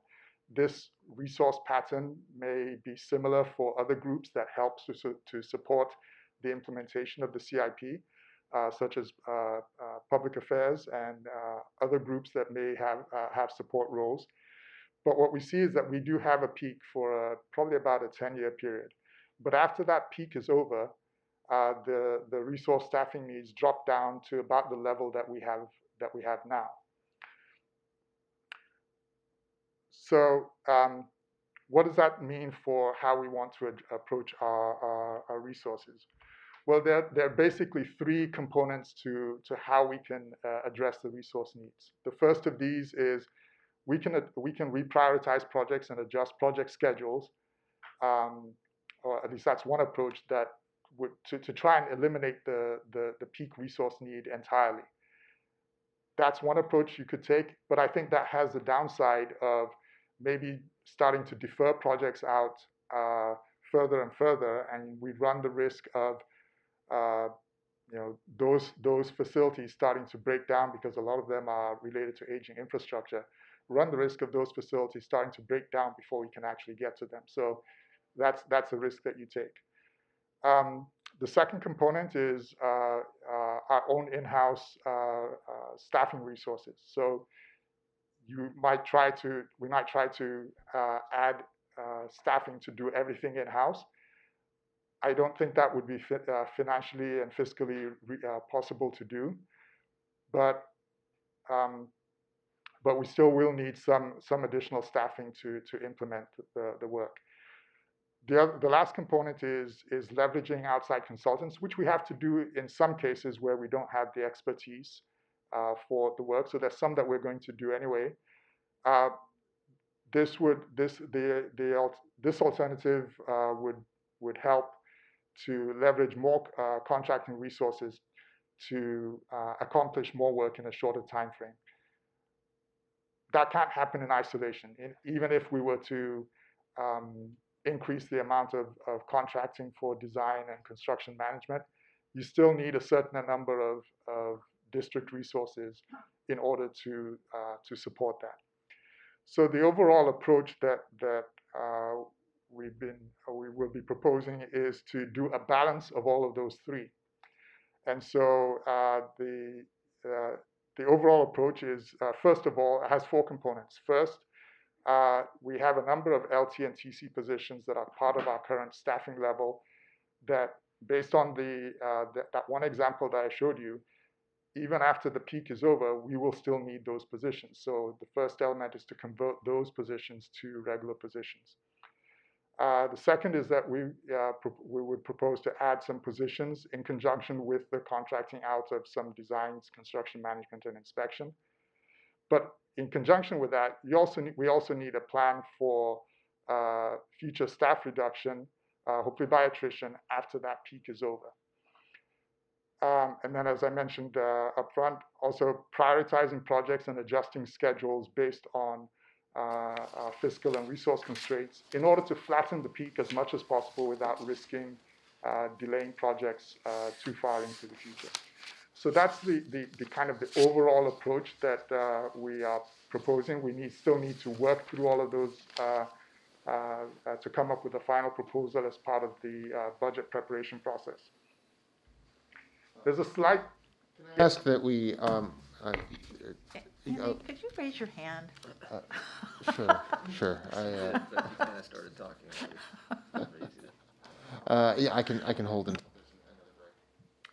Director Coleman has his hand up. I had a Oh, hand. sorry. I also Director have a Young. hand up. Well, whoever had the hand up next, have them go. I can't tell who has the hand up. I think I've had my hand up. Go ahead. Go for it. So I see the math exercise. Good engineers always do math exercises. I don't see the values exercise. I don't see the criteria exercise. It's sort of still in this vague, here are the, 5 things that we're going to do. I mean, yes, hard to disagree with that list. What I don't see is what the, again, soft drivers are for making those judgments, and how that process is happening in a way that, rather than increasing tension between management and labor, that it fosters collaboration and, working together towards that solution, instead of setting us up for meetings after meetings after meetings where we hear that the union is not happy with X, and that meet and confer. It's like, I don't want those situations coming to us. In the boardroom, I want to hear something different. Here's what we're doing. Here's how we think this will work best for all of us. So I hope that part of it, now that you have some of the algorithms and, spreadsheets to look at what the numbers are and the costs are, that you can bring to it, that, those 4 words at the bottom of our, values statement, to figure out what the actual criteria are, so we're not always in the position of saying, go back and figure this out. Yeah, and I think what you're going to see. I mean, we do want to continue to have discussions with the unions as we head into the budget cycle. We do need some input from the board, because we did present a fairly large capital improvement program, which is going to drive what those resource needs are. So that's one variable that we are looking for feedback from the board. The other thing that you did see is there are positions that we're going to need. That third bullet that you see up there also is looking at. We do know that there's going to be quite a few retirements as well, and that's really what that bullet is saying. So, to the extent that we can bring in people to help with that peak, because we do know in the next 10 years we're going to have some retirements, that mitigates, having some additional resources that could, offset the contracting, but knowing that we're going to get back to that long-term average. And then the last piece that you see too, that we're trying to be very careful about, especially on the pipeline rebuild, since it's such a large portion of our capital program, is what is that sustainable rate? What is that rate that we need to do? And that will be, again, what we know today is about 20 to 21 miles. It may go up. We want to continue to evaluate this and adjust as needed, but not overhire to a point where we have more staff than we have like bad pipe coming into the system. And so these are discussions that I've talked to management to have talk with the unions, and we're going to continue to go through this to the budget cycle. But like I said, there's a very key piece right now, feedback from the board, on the size of the capital program as we go forward. So I completely hear you, Director Young, and this is something that we do want to continue to have those discussions. Okay, thank you. Director Coleman. Coleman, yes. Great, thank you. Thank you for this part of the presentation. I agree a lot with what Director Young was saying. And it would be nice to see actually on paper what the attrition rate may be, and related to the number of positions that are needed in order to make sure that we have the adequate staff to do the work. On a number of projects, I and probably others have had phone calls or emails or meetings with people about not having enough staff to do the work, and the delay in projects as a result of that, which delay in project costs money, time is money. And Some projects may fall off the scheme and the whole may disappear because the economics at the time as we're heading into potentially a recession. So I want to see that we have the flexibility to meet the need, one, but at the same time, we know with as much certainty as we can, the number of people who may be leaving in over this period of time, especially when it leads to the amount of work that may be decreasing as a result of that. I think the direction we're heading is good, but we also need to be a little bit more creative. We need to work with the unions about when we can, let's bring in contractors, and then where we can convert LT to regular positions, LT and TC positions to real positions, that is, they get all the benefits thereof. I think that's what we also need to focus on. All right. Andy? I'd like to add on as a consideration for discussion with our unions, the potential, as a tool in the toolbox, understanding its limitations, the possibility of retraining. So if we have a new staff member who's been hired into a plumbing classification, but would like to stay with the district even as we start to transition, if coming up with some of those creative opportunities for other O&M work is possible, then that would be another way of smoothing out those curves.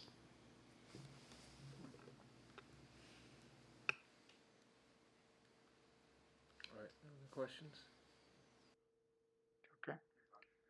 Okay. Thank you for those comments, board members. I agree. Those discussions, as the general manager has said, will need to continue with the unions.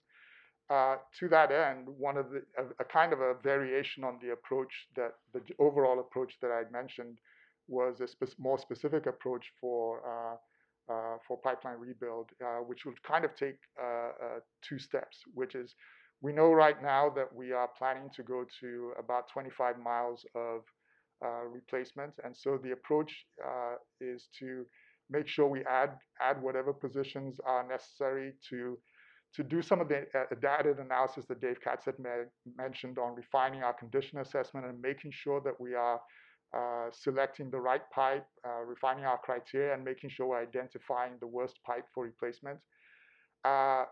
And in conjunction with that, adding some positions to enhance our capacity and make sure that we're able to replace 25 miles of pipe annually with the resources, with our own in-house resources, and also reduce FM&O contracting to some extent. So that's the first step, and we hope to do, that's what would show up in the FY24-25 budget.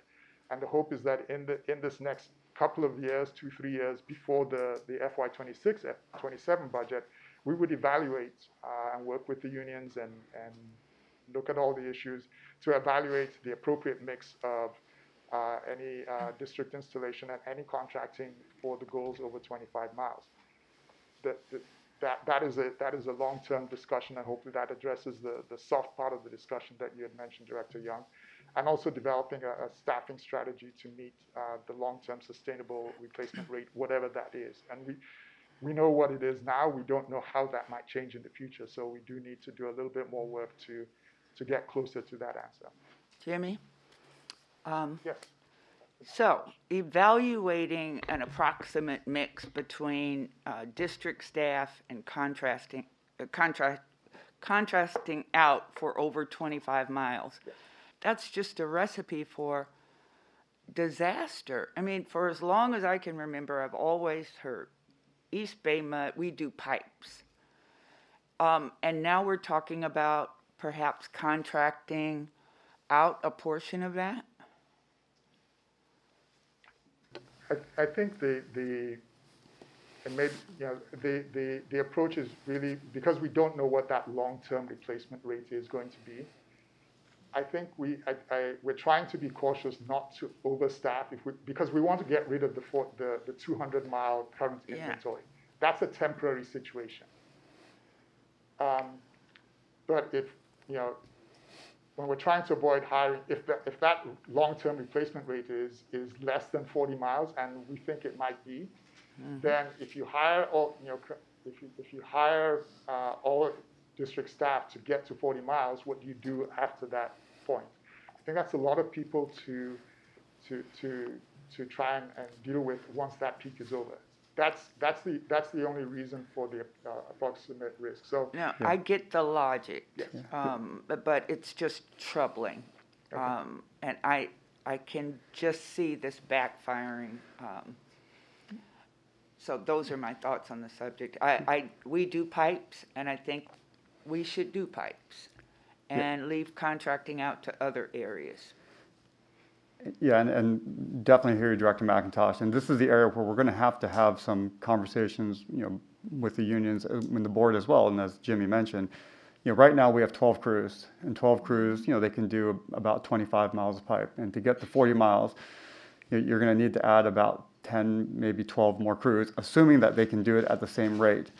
And those 10 crews is, probably, on the order of about 100, 110 people that you'd have to bring on, plus all the equipment, plus all the space that we don't have to put all this equipment. So you have to not only look at the people, the equipment, and then the building space to house all this equipment that you need. And we have to balance that with the fact that if the migration rate stays at 20 to 21 miles, and in 14 or so years we work down that backlog to 200 miles, and you look at the retirement rates that you might have, are we going to have 24 crews and we only need 12 to do that sustainable rate? And this is where we're going to have some hard conversations, and both with the board and with the unions, because we don't want to get to a point where we're, even with the retraining that Director Cass is talking about, there are limits to what can possibly be done. And so we want to find a rate so we don't get ourselves in that position a decade and a half from now. And that's why we want to be careful, because if that rate creeps up, let's say it goes to 40 miles a year, then we're staffed well in-house. But if it stays at 20, and this is why we want to continue to analyze that in those early years. So, but we are at a point where, there are going to be some difficult decisions. Yeah, really difficult decisions that we haven't heard from labor at all today on, I know we will. But it's more than a difficult situation. And I think in order for the board to be able to make real rational, reasonable decisions, we have to have more information than this big picture that we're being provided today. I mean, we need to get down to the nitty-gritty details. And John asked a great question about, well, what are we talking about when we talk about attrition? What numbers are we talking about? What do we foresee? So in order to make great decisions in all of this big picture, we need more details.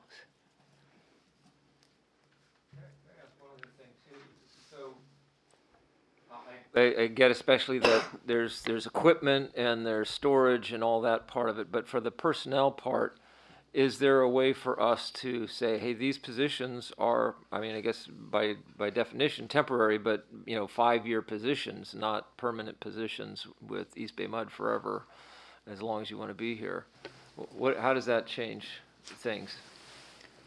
I mean, there's always options that you can bring in people on the, a TC, temporary construction position to a certain extent. What happens though is, A, you have a smaller pool of people to pick from because people want permanent positions.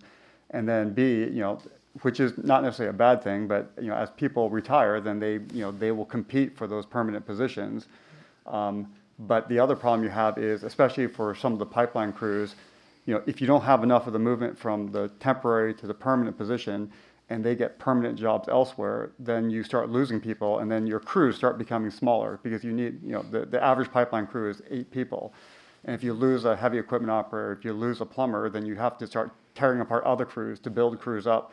And it becomes logistically challenging when people are looking for permanent jobs. And so, we do have experience doing that, and this is something, again, that will be part of the discussion. We do have the numbers. We'll show Director McIntosh and Director Coleman of what those retirements may look like, knowing that people never retire when they can retire. But we can factor all that in.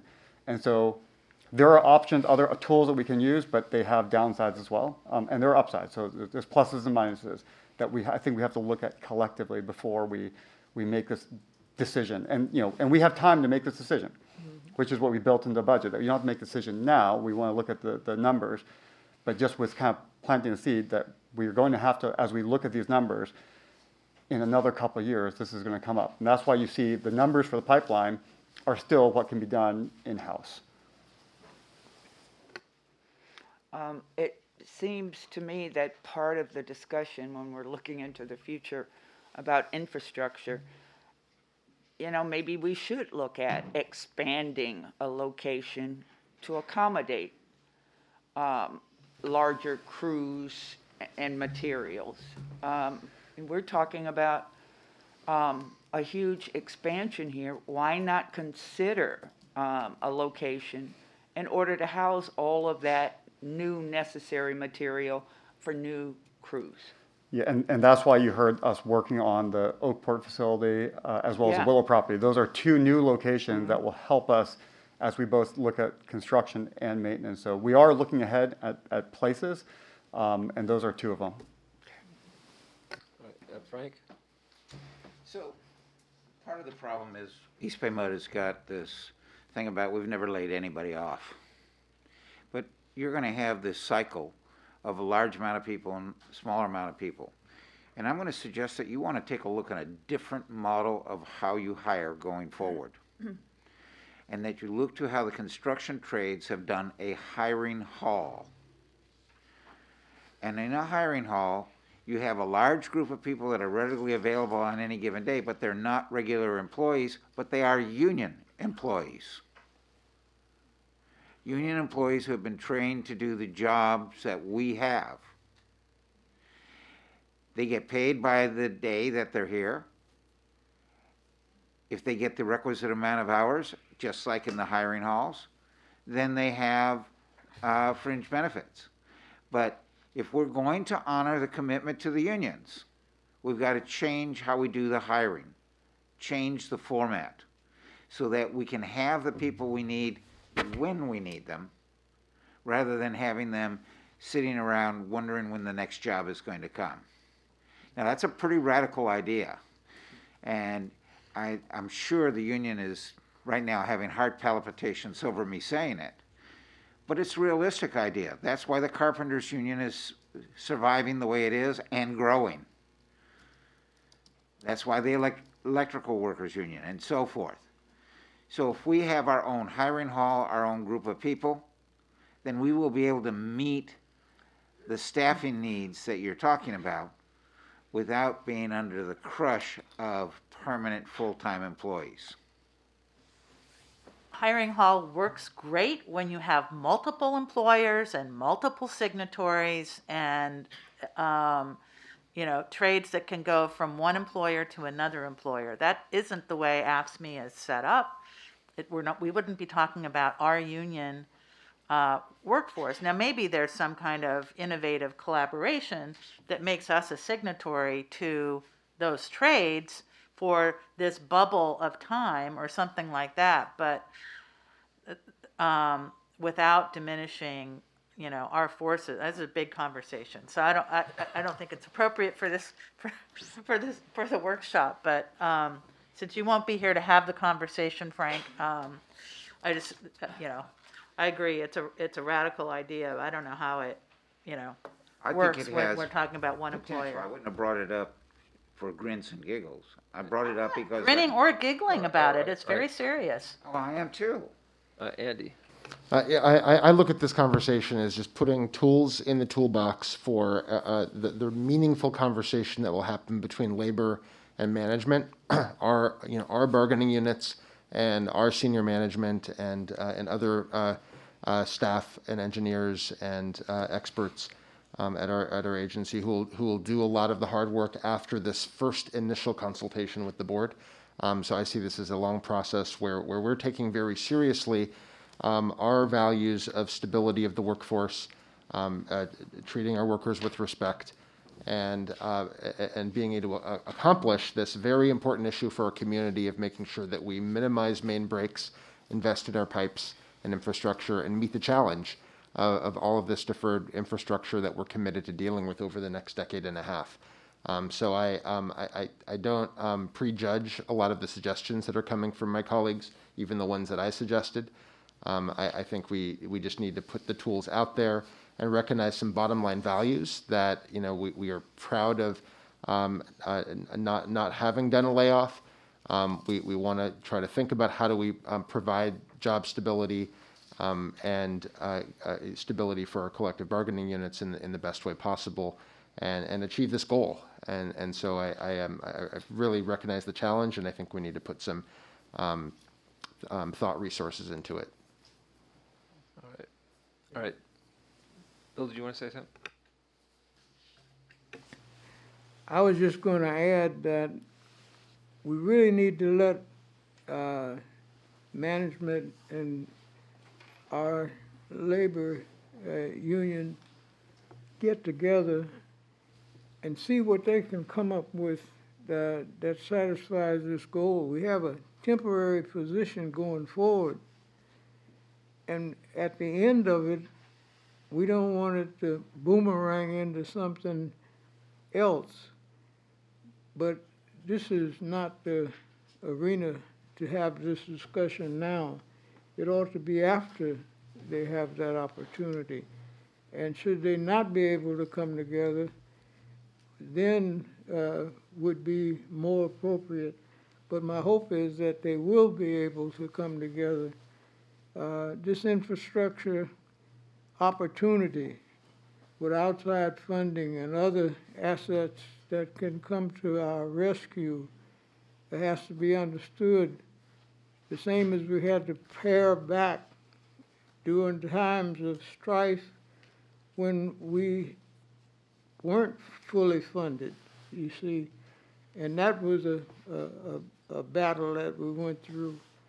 So in all cases, we want to do the best we can. Our employees are important to us, their concerns, but getting that vista together, we need to give that an opportunity.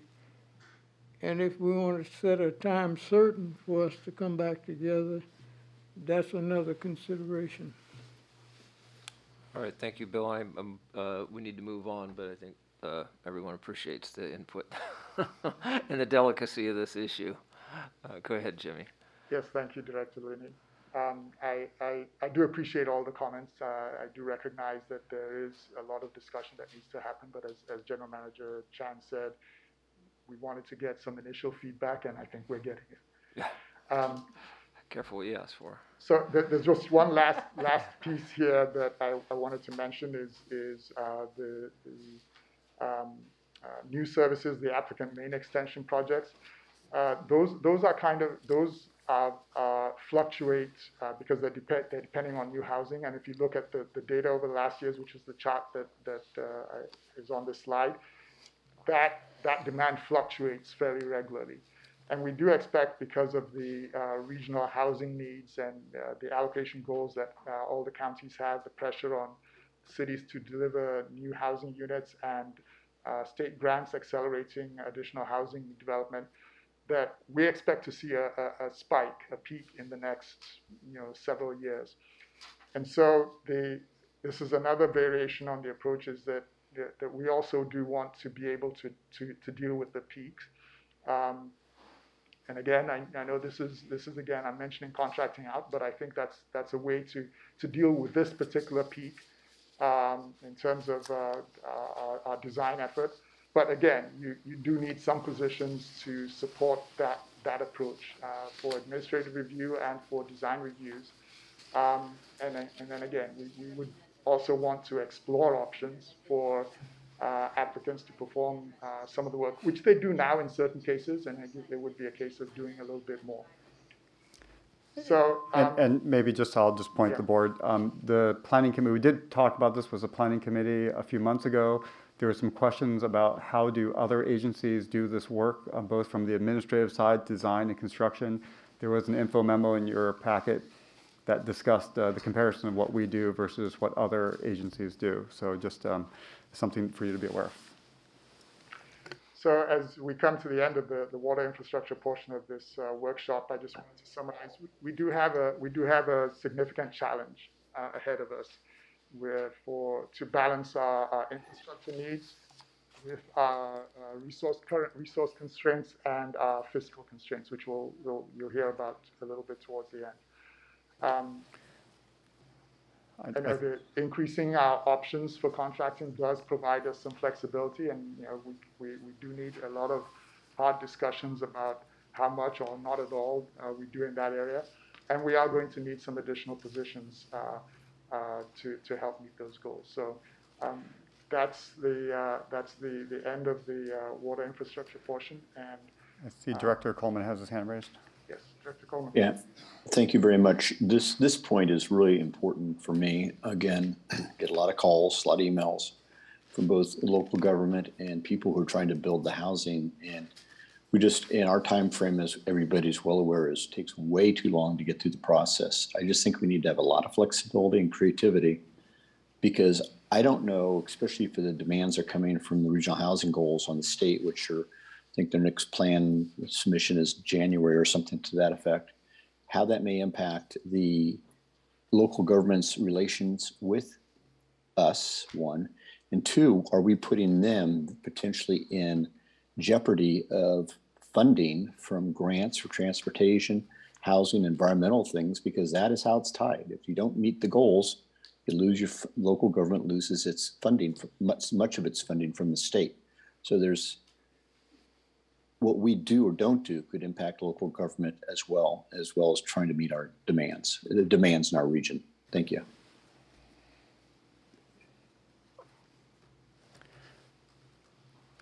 Okay, maybe if there are no other questions on this item, we're going to move on to the wastewater portion. And Matt Heft is going to start us off. Good morning, President Linney and members of the board. I'll try to go fast. I know we're running out of time, but if you have any questions, please feel free to ask them. I'll do a quick introduction, then get into the wastewater capital improvement needs. Then I'll hand it over to Don to talk about nutrients and the recent algal bloom in the San Francisco Bay. Then I'll talk about our future outlook for capital spending. And finally, we'll talk about our resource needs in wastewater. So I'm Matt Heft. I'm a senior civil engineer in the wastewater planning section, and I do the CIP coordination for the wastewater department. Don Gray is our acting director of wastewater, and Glenn Dombeck is our manager of wastewater treatment. So our capital improvement needs. So 2 years ago, we did a virtual tour and an infrastructure workshop focusing on the wastewater department, and this is a tremendous summary of what we talked about back then, but the same still applies. So we have our biggest challenge is aging infrastructure, and we have a combination of obsolete equipment where we can't get replacement parts or service from the original manufacturer. We have a challenging environment where corrosion is very common. We are constantly replacing our equipment and repairing our concrete, and we just run into lots of challenging conditions because wastewater is a very challenging environment. In the last 2 years, we've been moving forward with a seismic retrofit program where we've been retrofitting some of our facilities at the main wastewater treatment plant, focusing on areas where we protect life safety and our most critical processes. But the most recent, I would say, scramble of our capital improvement needs comes from our interceptor system. You have heard recently about the emergencies we've had in the interceptor system. We've had a few sinkholes and a few near sinkholes. We have a lot of ongoing projects to correct those problems and to get ahead of the next anticipated problems. So here you see one of our sinkholes, and then in the interior of our interceptors where we've had severe corrosion. We really need to move fast to correct these problems. Now we're going to talk about nutrients in algal bloom and the algal bloom in San Francisco Bay. I'll introduce it first by referring back to this roadmap graphic, which was a key part of our master plan that we introduced 2 years ago. And this is our nutrient roadmap update. And so it's been 2 years, so a few things have changed since then. Some good, mostly good, actually. So we've been exploring what we call these low-cost nutrient solutions, so nutrient reduction solutions that Don will get into a little bit more in the coming slides. But we also found out that our loading to the plant is actually lower than what we projected in the master plan, which is good news in that it gives us a bit of flexibility in the timing of when we implement projects. But we do have our work cut out for us because we have new capital projects that we identified in the master plan and recent events, new projects such as the new dewatering building. But recent events can influence the path we take, and that is, of course, including the recent algal bloom and the regulatory response to that. So with that, I'll hand it over to Don to talk about the algal bloom.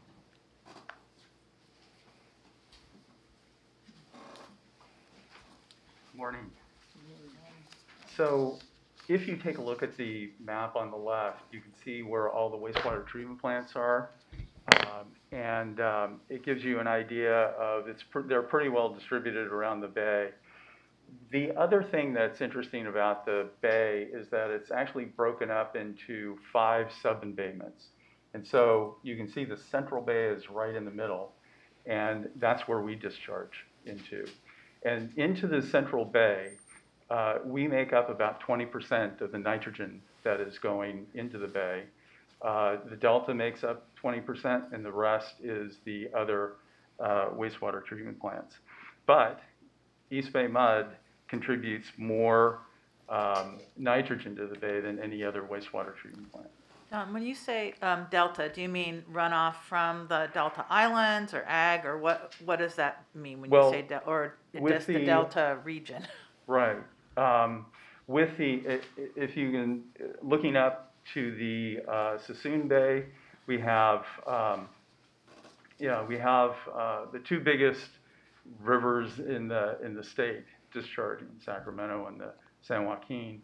There are a lot of, as I understand it, there's a lot of agriculture there, maybe some runoff, as you said. There's also the Sacramento wastewater treatment plant, but they are in the process of removing all of their nitrogen from their discharge. So they are not going to be really contributing much in the future. Okay, so it's just really it's not really the delta, it's the contribution from the Sacramento and San Joaquin up to the point where it hits, looks like the Sassoon Bay, or hits Sassoon Bay, basically. It's like what comes into the system at that point before you get to those discharge, those yes, PO2. that's right. Okay. So everything upstream of what's in this picture. Right, exactly, right. And so we make up about 20%, and I think I already said that, so I can move on. Okay. And then, from the master plan that was presented to you 2 years ago, the 3 approaches that we had, the 3 steps that we were going to take is to reduce resource recovery, high-strength waste, design and build side stream treatment, and design and build full nutrient treatment. Now, focusing in on the R2, we kind of can look at what R2 is really contributing to the nutrients. And so there are 3 things that we're looking at here. Actually, there might be a little bit more, but energy prices, nutrients, and greenhouse gases. So the resource recovery makes up about 20% of the discharge, our discharge going to the bay.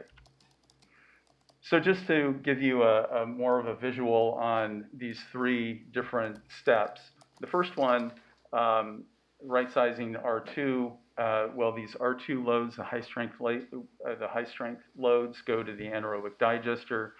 Their methane gas is produced, so we get energy from that. The anaerobic digested sludge is then dewatered in a centrifuge where the solids are our biosolids, and the liquid portion is our centrate. And this is the side stream that we're talking about. Now, this is about 2,000 milligrams per liter of nitrogen. And so it's very concentrated. That goes back, it's recycled back into the process. And then mainstream is called mainstream really because it takes care of all of the flow going through. Not necessarily 100% of the nitrogen, but it's treating the whole flow. Now this is something else that came out of the master plan. basically what we're looking at is the State Water Resources Control Board is going to be imposing a load cap in 2024. That's our next nutrient watershed permit. We've had 2 already, and we're in our second one right now.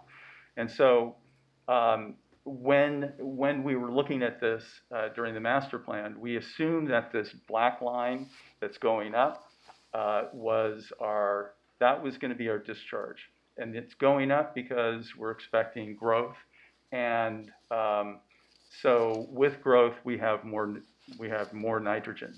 So to take care of that, we looked at these 3 processes. And basically, the blue line is where our discharge is put with the implementation of these 3 different process steps. So just looking at these options a little bit closer. So right-sizing R2, well, you may remove less than 20%. We expected 20%. I think we actually looked at maybe 15% because we were right-sizing R2. But it could be even less than that. It could be 10% or 8%. And so that's one of the negative parts of the resource recovery. But then also we'll lose $4.7 million in annual gross revenues. But it's still cheaper than going to side stream treatment, which would save about $2 million a year compared to the debt service for the side stream treatment. And then side stream treatment removes up to about 20% of the nitrogen in the district's discharge. Will take about 10 years to have an operational process because of the design, construction, and planning. And then that's going to be about $100 million. And then for full treatment, and this talks about not just partial full treatment, but full treatment, I believe. We're talking about something that's going to take longer than 10 years to build, and it's going to be pretty expensive, $1.3 to $2 billion. And the operational costs will also be significant. So we're also looking at other options beyond what we got from the master plan. One is to target the trucked waste more. So what we're doing is reducing the nitrogen, but we're keeping the renewable energy generation part of it. The other thing that we're looking at is accelerate our full implementation of nitrogen removal through our pilot process using existing facilities. And I'll talk a little bit more about that in a bit. And then increasing recycled water and reducing nutrient strength of wastewater entering the treatment plant. And that includes urine separation and composting toilets. And then wetlands treatment. So starting with the R2 waste streams, we have a variety of different wastes that come into our wastewater treatment plant. And it goes from anywhere from salty liquids to animal blood, which has our highest amount of nitrogen. So the idea is to strategically look at these, eliminate the waste that might be really producing the most amount of nitrogen without reducing our energy production as much. So the district's full-scale nitrogen removal pilot. We're piloting a full-scale nitrification denitrification process in our existing secondary treatment process. And we've been doing that for the last 3 years during dry weather. It's difficult to do it during wet weather because there just isn't the capacity there because we have so much water going through there during wet weather.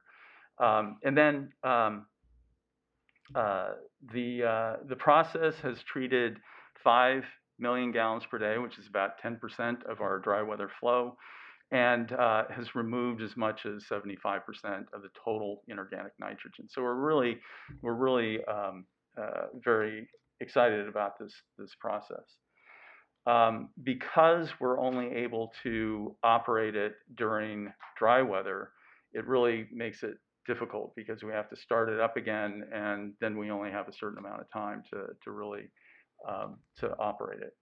And so what we're looking at is trying to accelerate the testing by running it into wet weather if wet weather conditions allow, to try to speed this up a little bit. And then once we understand how much we can actually remove with existing facilities, then we can look at, well, how much more can we go? How much further can we go? Maybe complete removal of nitrogen by adding oxygen and solid separation. So those are the two areas that are the kind of the weak links for this. And then recycled water. Currently, we have the capability of about 9 million gallons per day of recycled water. We're right now involved in the East Bay water quality improvement study, and there are 6 different goals here that are targeted for the study. The water quality study and customer outreach in progress is to expand the East Bay Regional Water Project to build out capacity for 2.6 MGD. But eventually, the goal is to reach 20 million gallons per day by 2040. And then urine separation. Urine separation, well, urine itself contributes about 80%, almost 80% of nitrogen in domestic sewage. It's big. So urine has also been processed into fertilizer. A number of papers and reports about 10 years ago were all over the place because of this. It was really very interesting and exciting, but only small scale implementation to date. The challenges are really with the collection of urine. And you have different toilets that are required, which are, you know, that's not the biggest stumbling block. But actually trying to collect this urine is where, you know, people have run into trouble. And that is with piping. That was the initial discussion, was on having separate piping so that urine could be separated and treated separately. And then also having truck pickups so that you can collect the urine from that. So, what's that? Oh, it's okay.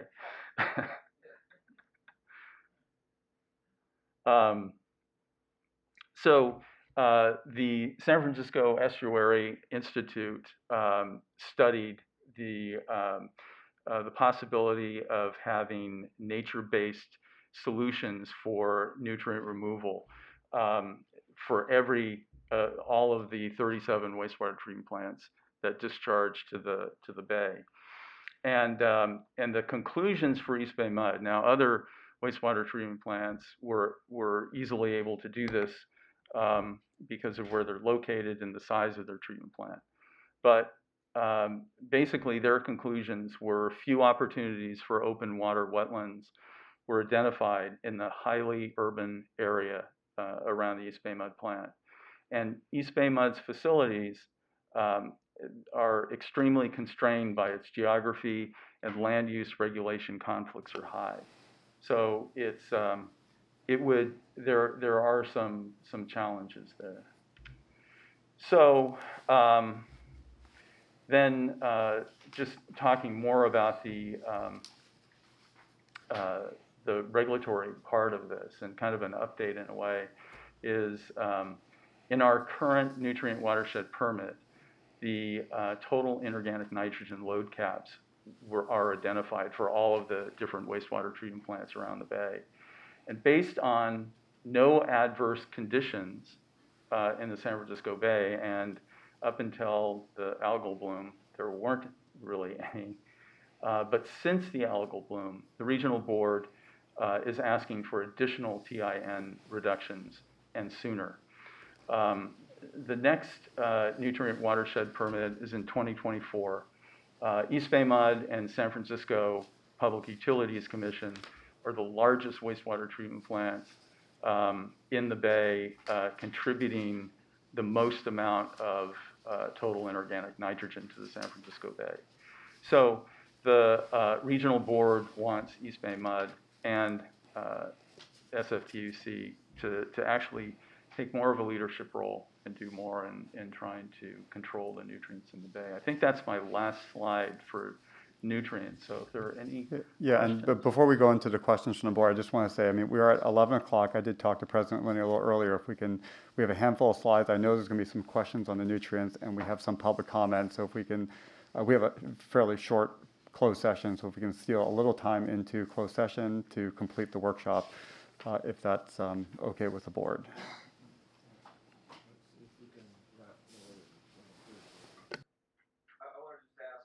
The Regional Water Board is asking, they want us to do things. Is there likely to be some new regulations, or are these just voluntary requests still? Right now, they're voluntary. In fact, we had a meeting with the regional board as a member of BACWA, and this was right after the algal bloom with the fish kills, and so they looked at this. They looked at that as a game changer for them, and they wanted more. There was a lot of discussion about how fast, wastewater treatment plants could move on these different nutrient removal technologies, and so I think that there was the regional board kind of came in there pretty, I guess guns blazing, and then after the discussion realized that this is going to take some time. It's going to take some money to do, and but they still, really want a commitment, and I think before the algal bloom, they were looking at just these load caps, but I think that really what they're looking for now is more than load caps. Okay. Marguerite and then Andy. Thank you for this. It strikes me that, on the water quality side, drinking water quality side, we have regulatory limits, and we set a goal to be at half those. And on the wastewater side, it doesn't seem like we do that. We're trying to stay below what the regulatory limits are. And so my one thought or question or comment I have is whether we can basically set our standards for our wastewater at the same, our goals for our wastewater at the same level that we are for our water quality parameters. And I know there's lots of factors that go into that, but just meeting the regulatory standards isn't kind of the East Bay MUD way. So I'd like us to think about how we apply that to wastewater. And I like some of the additional options being considered, and getting rid of blood, kind of makes sense, low-hanging fruit. But I'd hate to abandon our R2 program completely, especially as we look to the future. It's exciting about the conventional treatment that we're doing, being able to amp up. I'm hoping that there's a lot there. But I also think, again, about and I appreciate the sort of prevention side of the no Snickers intended urine part. No secret, I'm a fan of figuring out how we stop using water to convey our waste.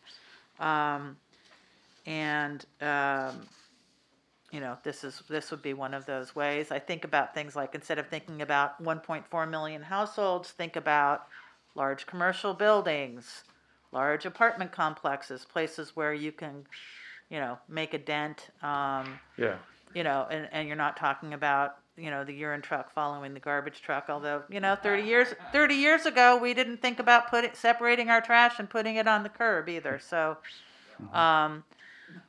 but 50 years ago, people did put food waste and other things out on the curb to be collected prior to, actually they still do in Philly. You can still put your grease out on the curb for the pig farms out in New Jersey, I guess. So let's not abandon these, what seem like far-flung ideas for the future. All right. The other last thing I want to suggest, talk to Clifford about this, is while we don't have feasible constructed wetlands opportunities where we are, with all of those dischargers around the bay and the delta, I'm wondering if there's something that we could do that would be like mitigation, basically subsidizing the construction of wetlands or doing wetlands in other parts of the bay for systems that maybe couldn't afford it, to help reduce our contribution overall. Along those same lines, there's a lot of discussion within BACWA to do nutrient trading, and that might be something similar to that. So one treatment plant that can remove a lot more nutrient, and another treatment plant that is maybe smaller and could actually buy into that. And so it would be the same thing for the most part, is what you're saying. So that's already a discussion, and that's something that makes sense. I didn't look at it that way, but it's a good way to look, and that's something I can bring up. Yeah, just be careful of equity impacts associated with trading schemes. I know. And what are the legal implications down the road? Nothing's ever simple. Andy? Couple thoughts about this is one of the most significant challenges that I think the district has faced, especially on the wastewater side. We knew that this was an issue, and I'm glad that we had been looking ahead. But the time is cut short by what I would unfortunately have to think of as the coldest summer of the rest of our lives. So the right-sized R2 is, it's a concept that I understand that we have to look towards because of the nutrient constraints that we may be looking at, and this being we need to serve our customers, and that puts some limits on what we may be able to do. Some of the strategies around urine are quite interesting, and I look forward to more information about those strategies. But I also want to urge that we look at all waste and all pollution in a comprehensive and integrated way. We have to think about, well, where would that chicken blood go? Right. Where would it go if it's not going to our facility? And actually, sorry to interrupt, but the blood waste in particular, we've been taking, excuse me, for about 20 years. So, where do they go, after 20 years? What do they do with their blood waste? And that's something that we need to discuss. Yeah, I can accept this being an event that accelerates some of the fiscal fallout. We've been preparing for competition within the Central Valley for quite some time now, and this may be that event that just shakes it up. Yeah. And as you point out, it's actually, in the long run, a little bit cheaper, or rather, it might have been the short run, a little bit cheaper from immediate construction of side stream and that debt service. So the financial fallout may have to be what it is, because we've been preparing for that competition.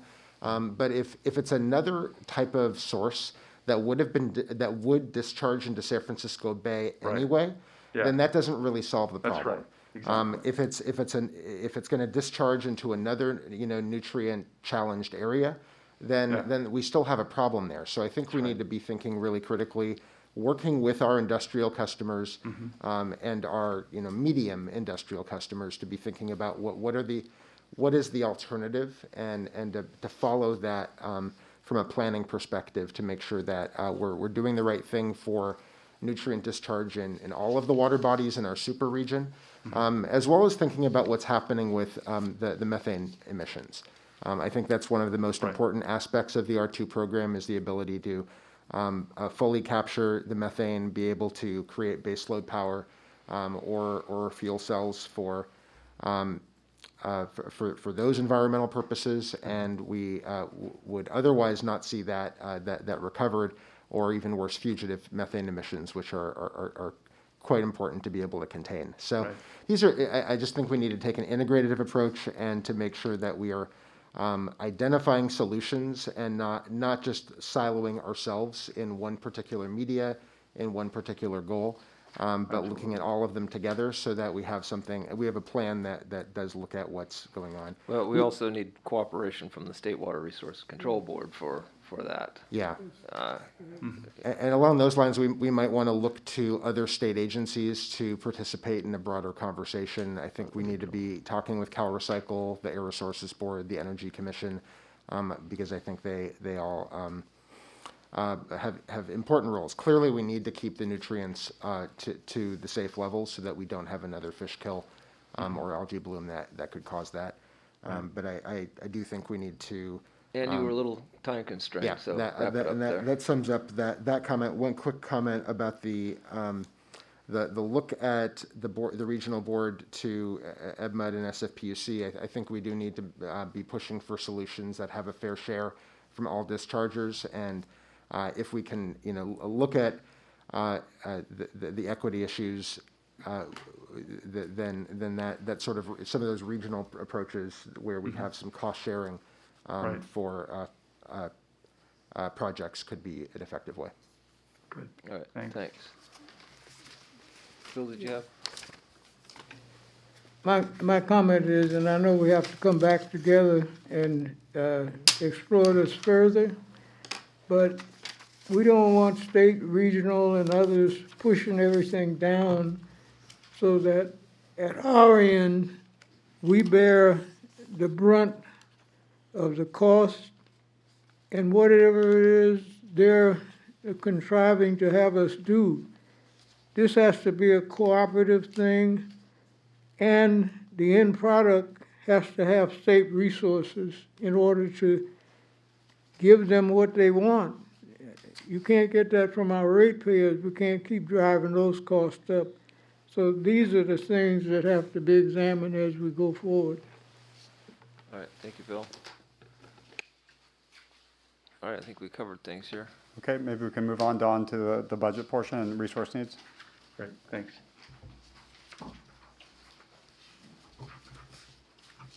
Okay, so future outlook for wastewater's capital investments. So we've got two graphs here. One was the 5-year CIP from 2 years ago. The one on the right is our updated draft CIP. So there's a couple things to call out. So one, we kind of have, over recent history, been spending approximately $50 million a year just for renewing aging infrastructure and our main projects. But you can see that based on the color coding, we're kind of gravitating into new areas, but still maintaining, at least 2 years ago, at that $50 million level. Well, now we've had some new things kind of scrambling our priorities here. One, the nutrients kind of put on top, like Don just talked about. That's a new project, a process that we don't really do right now that we'd have to invest in. But the real increase in spending in the near term is related to our interceptor rehabilitation. So we've got projects going on right now, but we have a whole slate of projects coming up in the next couple of years, and that you can see kind of reaches a level of about 20 to 25 million and just kind of ups all of our spending commensurately. And we have our new dewatering building, which is a core kind of replacement of aging infrastructure at our wastewater treatment plant. So our focus from 2 years ago has shifted to this interceptor rehabilitation and these new big projects like nutrients and new dewatering building. And that peak is coming pretty soon. Only a couple of years off, we're going to be going from about $50 million a year up to 110. And so we need more resources, staff resources in some way or another to get projects done. And that nutrient spending will increase over and out beyond this 5 years as well. So here's kind of the same picture of that draft CIP, just categorized in over the 5-year CIP in a pie chart. So half of our spending is in that kind of traditional aging infrastructure that we do at the main wastewater treatment plant. And then 20% is related directly to the interceptor rehabilitation. Nutrient removal is about 13%. And then the new dewatering building is very similar kind of level of spending, and our seismic program rounds it out. So now I'm going to pass it over to Glenn to finish up on resource needs. Thanks, Matt. Good morning, everyone. Just briefly discuss with you some of the considerations that we've made in looking at resource needs for the wastewater department. The two largest divisions in the wastewater department are the engineering division and the treatment division, which I manage. As Matt has described, the engineering division has a numerous number of capital projects, an increasing number and increasing complexity that needs to be addressed to address the aging infrastructure and just the number of master plan projects that are in the pipeline. Wastewater treatment division's operation and maintenance staff, on the other hand, provide 24/7 coverage and are addressing separate challenges, dealing with a large backlog of electrical, painting, plumbing, and HVAC work orders. And even though our staffing levels in treatment division have been fairly stable for the past 5 years or so, or at least the last 5 years, we've had little improvement in that backlog. And so we're proposing new hires to help address that backlog, as well as to attend to the preventative maintenance that has been deferred because of that backlog. We're also looking to add additional power plant mechanic operators to improve the reliability of operation. That will also reduce overtime. And it will also, when we're fully staffed in that section, provide an in-house source of maintenance for the numerous generators that we have at our remote and main plant facility. So overall, we feel that this approach for staffing will address all of these challenges that we're facing for the long term. This approach doesn't require any reduction in current operator positions. We are proposing to add new electrical staff in the fiscal year 24 budget. However, in the interim, we've been working very closely, talking with the union, Local 444, to allow us to do some contracting out for this interim period until new electrical staff can be hired on in fiscal year 24. And we're also looking at optimizing staffing levels across all of the sections in the division. We have increased the number of journey level operators on off shifts, so that's the swing and grave shift at the main treatment plant, to 10. In the past, it had been on the order of 8. And so that in itself reduces the amount of overtime that division sees. We're increasing staffing as well in the recycled water section and also in the remote facilities, which is our wet weather facilities section as well. And we expect similar reductions in overtime from that effort. And then lastly, we are actively filling all of the open positions in the department. We've recently hired 1 power plant mechanic operator. And that really significantly reduces some of the impacts on that group. We have going out for hiring for an operations training coordinator, but in the meantime, we've been working that position out of class, which provides a promotional opportunity in the department. And then lastly, we've had an electrical technician opening that we're currently funded for, but we've had difficulty getting recruitment for that position. So we're flexing that position and hiring at the lower level, at the electrical worker 2 level. And that's actively occurring. So just in conclusion, we've developed a robust staffing plan to get ahead. Yeah, please. So we've always had here a rather robust pipeline training program. We grow our own plumbers, and they are always winning awards. This electricians issue has been going on way too long. And I think it's about time that we start taking a different approach and have our own electricians training program. And we go from amongst the folks that are within the bargaining unit and say, here's a potential promotional opportunity. And we're not going to wait for you to go off to some electrician school. We're going to train you ourselves. And I think that's what you got to do. You're running out of time in terms of trying. And I would point out, the Electricians Union has a wonderful facility in San Leandro that doesn't get filled. So maybe it's some folks just don't want to get their fingernails dirty. And we do have a maintenance trades training program that includes electricians, instrument techs, carpenters, and bringing that back to a place where we're bringing in people at lower levels to train them through. That is part of that program. I think that's what you're referring to as far as the training program that we have right now. But I'm saying we need to ratchet it up another level. No, understood. And I agree. I mean, it is something that we do currently offer, but you're right. We can continue to improve on it, bring it to another level. So yeah, just in closing, I feel that, this year, 2022, we have had a number of emergency conditions, and that, it is necessary to increase staffing to both get ahead of those emergency conditions, but also to address all of the additional projects that are in the pipeline, for the wastewater department. So with that, I will hand it over. Jimmy?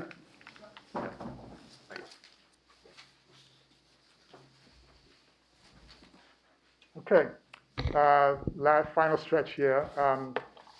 To close this out, we wanted to talk a little bit about some community outreach and rate considerations.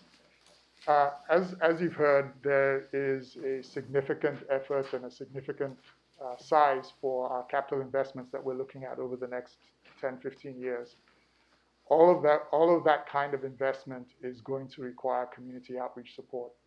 The increase in the capital and the rebuild projects will have a direct impact on our public. As we've noticed over the last few years, the residents are expecting more communication in a variety of formats and also rapid responses to questions. So this is going to put a strain on our community and public outreach staff. Wanted to emphasize, in addition to all the other resources we've talked about, this particular group is going to need additional resources to meet the challenges of the CIP. This next slide just kind of talks about some of the outreach that is done, and in order to maintain equity across all of the different areas of our service district, we need to do the same thing for whatever community we're doing the projects in. And so it's a significant amount of work, and I wasn't going to read through all of these, but just to try and emphasize that we will need resources on the community outreach portion to accomplish that. So just kind of in summary on the positions and resources to implement the CIP, we've talked about resource requirements, and we've talked about some of the main groups, but there may be other support groups that will need to add resources to in order to support the design, construction, engineering portions and the pipeline rebuild portion of the program. One thing I do want to mention is that we do have other significant initiatives that have not been included in the CIP as of yet. So the Los Vaqueros expansion, AMI, and as we've heard on the wastewater side, mainstream nutrient removal is not currently in the CIP. So if those are initiatives that we end up moving forward with, that adds even more cost and resource needs on the capital improvement program. So balancing those needs while maintaining our long-term financial stability and affordability is going to be important. And as you've heard, we're trying to consider the best approach to support the CIP. And we've been looking for board feedback to incorporate as part of our overall budget and staffing recommendation. The last piece that I wanted to mention today is, and we haven't talked a lot in terms of finances, so we left this to the end. So on the water system, the last capital 5-year CIP was about $2.2 billion, and that was matched with 4% rate increases. The preliminary projections for the FY24 to 28 CIP reflects financial pressures of inflation and drought. We are expecting that we will have at least a 6% rate increase, and that will be able to support a CIP of about $2.6 billion. Every $150 million or so that gets added to the capital investment CIP process adds about 1% to the rate increases. So right now, the preliminary total for the FY24 to 28 CIP is about $3.2 billion based on all the projects that we've identified and tried to schedule. Plugging that into the rate model, that would require rate increases of about 9.5% for 5 years. So we have a significant financial impact from the CIP that's currently being developed. On the wastewater side, it's a similar thing. In the last 5-year CIP was $280 million for the wastewater infrastructure, with 4% rate increases. And again, the preliminary projected CIP reflects financial pressures of inflation and drought.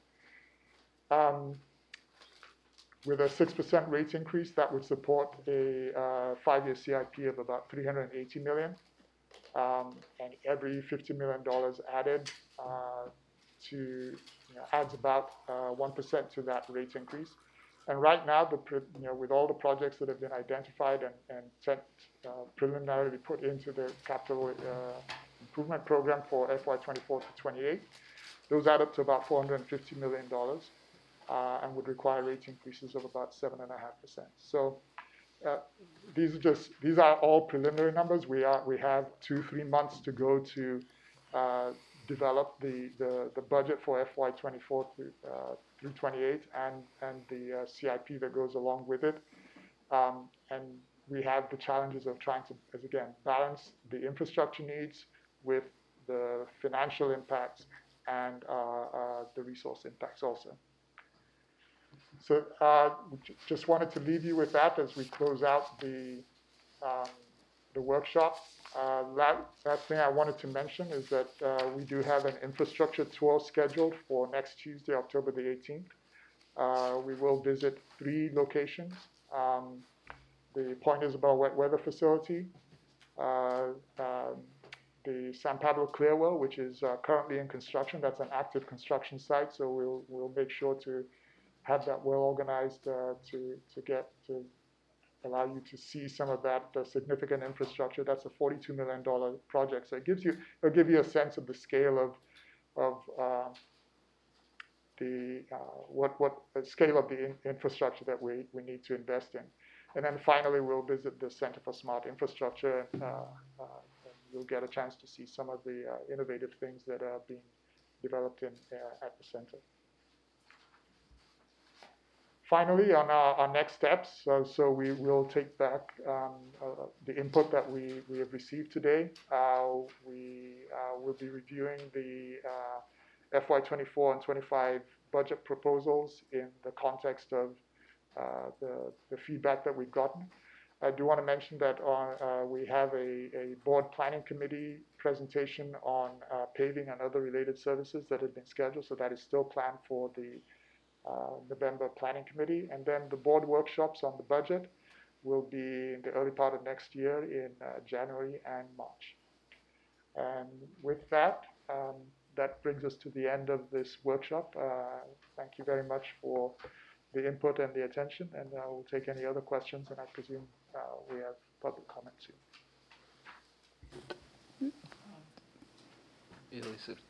I only had one question on the wastewater section, and that is about bringing recycled water further into West Contra Costa County. It's my understanding we've made it to Albany. Is that accurate? It's not all the pipes are there. We do have that project that's in the CIP to connect all the pipes to bring the water all the way up to Albany. And then past Albany, are there any opportunities with Stige Sanitary District? Mike, do you want to address the plans going further north? Yeah, so as a part of the upcoming update to the Recycled Water Master Plan in 2024, we're going to look at that, but we are considering a couple of options. One would be some type of use of the Stige sanitary flows. Another would be an extension of the East Bay Shore pipeline beyond Albany up toward Richmond. Both of those are being considered. Thank you. I look forward to it. All right, maybe take public comment at this time. Do you have public comment? Okay. Good morning, directors. Morning. General Manager Chan. Eric Larson, President, AFSCME Local 444. We do want to make comments on the resource needs for the pipeline rebuild goals. The idea that in FY 37, 15 years from now, we'll suddenly go down from 40 miles of pipe replacement to 25 miles per year as a sustainable replacement rate is so far out that it should only be seen as a desirable goal, but not relied upon for long-term planning purposes. Management has shown you data, factual, known data, that our current replacement rate, main breaks are not decreasing. Just seems to be a sustainable kind of flat line. Pipeline renewal in a system with over 4,100 miles of pipe is a continuous process. Management have identified that 40 miles per year is a sustainable rate of replacement to address the DNF pipe, and David Katzev has done a great job heading the Pipeline Rebuild Division. But the DNF pipe will not be gone in 15 years, and projecting that it will suddenly decrease from 40 back to 25 appears to be based more on a hypothetical engineering calculation or management's desire to only staff pipeline rebuild crews up to 25 miles per year and contract out the rest. AFSCME 444 will not stand idly by and allow contracting out to achieve the 40 miles per year of pipeline renewal. This is our core bargaining unit work, and it is the core business of East Bay Municipal Utility District. We should be in alignment. We should not allow a mix of district and contractors to achieve the pipeline rebuild goal beyond what we already do. We already have contract services for peak workload, for projects that are outside of the scope of what is reasonably within our means, and contract services for very specialized and unique work. We're asking you, directors, to direct management to achieve the pipeline rebuild goals with AFSCME represented East Bay Municipal Utility District forces, because none of us will be here in 15 years. And opening the door to contracting out our core work is a slippery slope we will not go down. We do want to thank you and acknowledge the comments and direction that you've already provided to management, and we look forward to future engagement and constructive dialogue with management on how to achieve these common goals. Thank you. All right, thank you.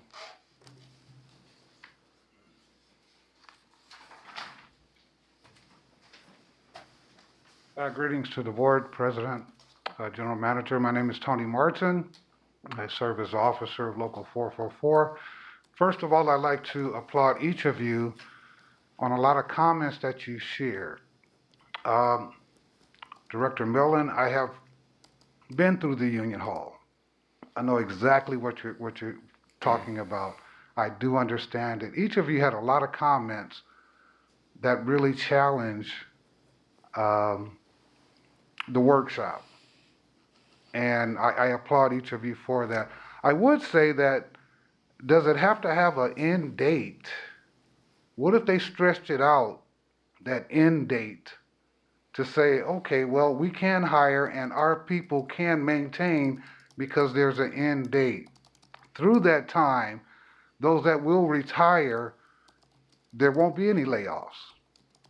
And I'm wondering if the presenter or that particular department had thought about that, to even share that with you.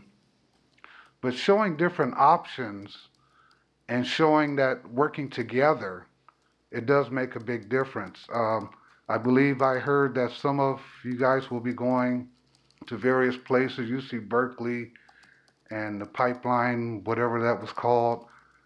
There was never an invitation on behalf of Local 444. Do you have one or two plumbers that can come see this process so that we can understand it way ahead of time. It does make life easier. If I invite you to dinner and you say, well, what are you cooking? I'm not going to tell you, but I feed you slop and I'm eating steak and eggs. That's disrespectful. Sometimes, me personally, I feel that Local 444 is being disrespected a lot of different ways. There was a time when man used to use man and love, well, actually it goes backwards. They used to love man and use money. But now the tables have turned where man loves money and they use man. 444 does not want to be used. We really don't. Thank you. All right, thank you. Do we have any online? We have no one online for public comment. I have a question. So our tour is a public meeting, correct? Whoops. Our tour is a public meeting, correct? The tour is a There's- public meeting, yes. I would love to have a couple of y'all join us. Well, it's a public meeting. You just need to go from one to the other and probably let somebody know if helpful. Yeah, and you know, Tony, I'd be interested in hearing more about your comments. I think you are aware that Local 444, the pipeline crews have been integrally part of pipeline rebuild and the work that we're doing with UC Berkeley on the center, collaborating. But you know, happy to discuss with you more about what is happening and maybe get ideas of what you think more can be done. But you know, they are very much integrated because that work is what UC Berkeley is working on. So maybe we can talk more about that. Clifford, just want to note for the record that the tour will be noticed on Thursday, and it is the tour portion is open to the public. And so the timeline, the directions, and all the information will be noticed, published on the website, and also emailed to staff on Thursday. Okay? All right. Any other final comments? Andy? Yeah, I just had a brief observation that the tour sites don't appear to be perfectly on point with pipeline rebuild, but in our last infrastructure tour in the, so I say the before times, we had an active construction site for pipeline rebuild, and we spent a lot of time with some frontline workers at the district at that site. Yeah, and the center, what you're going to see is a lot of the testing that we're doing specifically for pipeline. We'll talk about other activities, but because we've taken to a pipeline job, we want you to see some of the work that we're doing to make sure that we have resilient pipelines. So, and we're just trying to fit it within the schedule and include some wastewater, and that's why we're balancing that with what we're planning this time. All right, then with that, we'll convene for our closed session meeting. This workshop is now adjourned.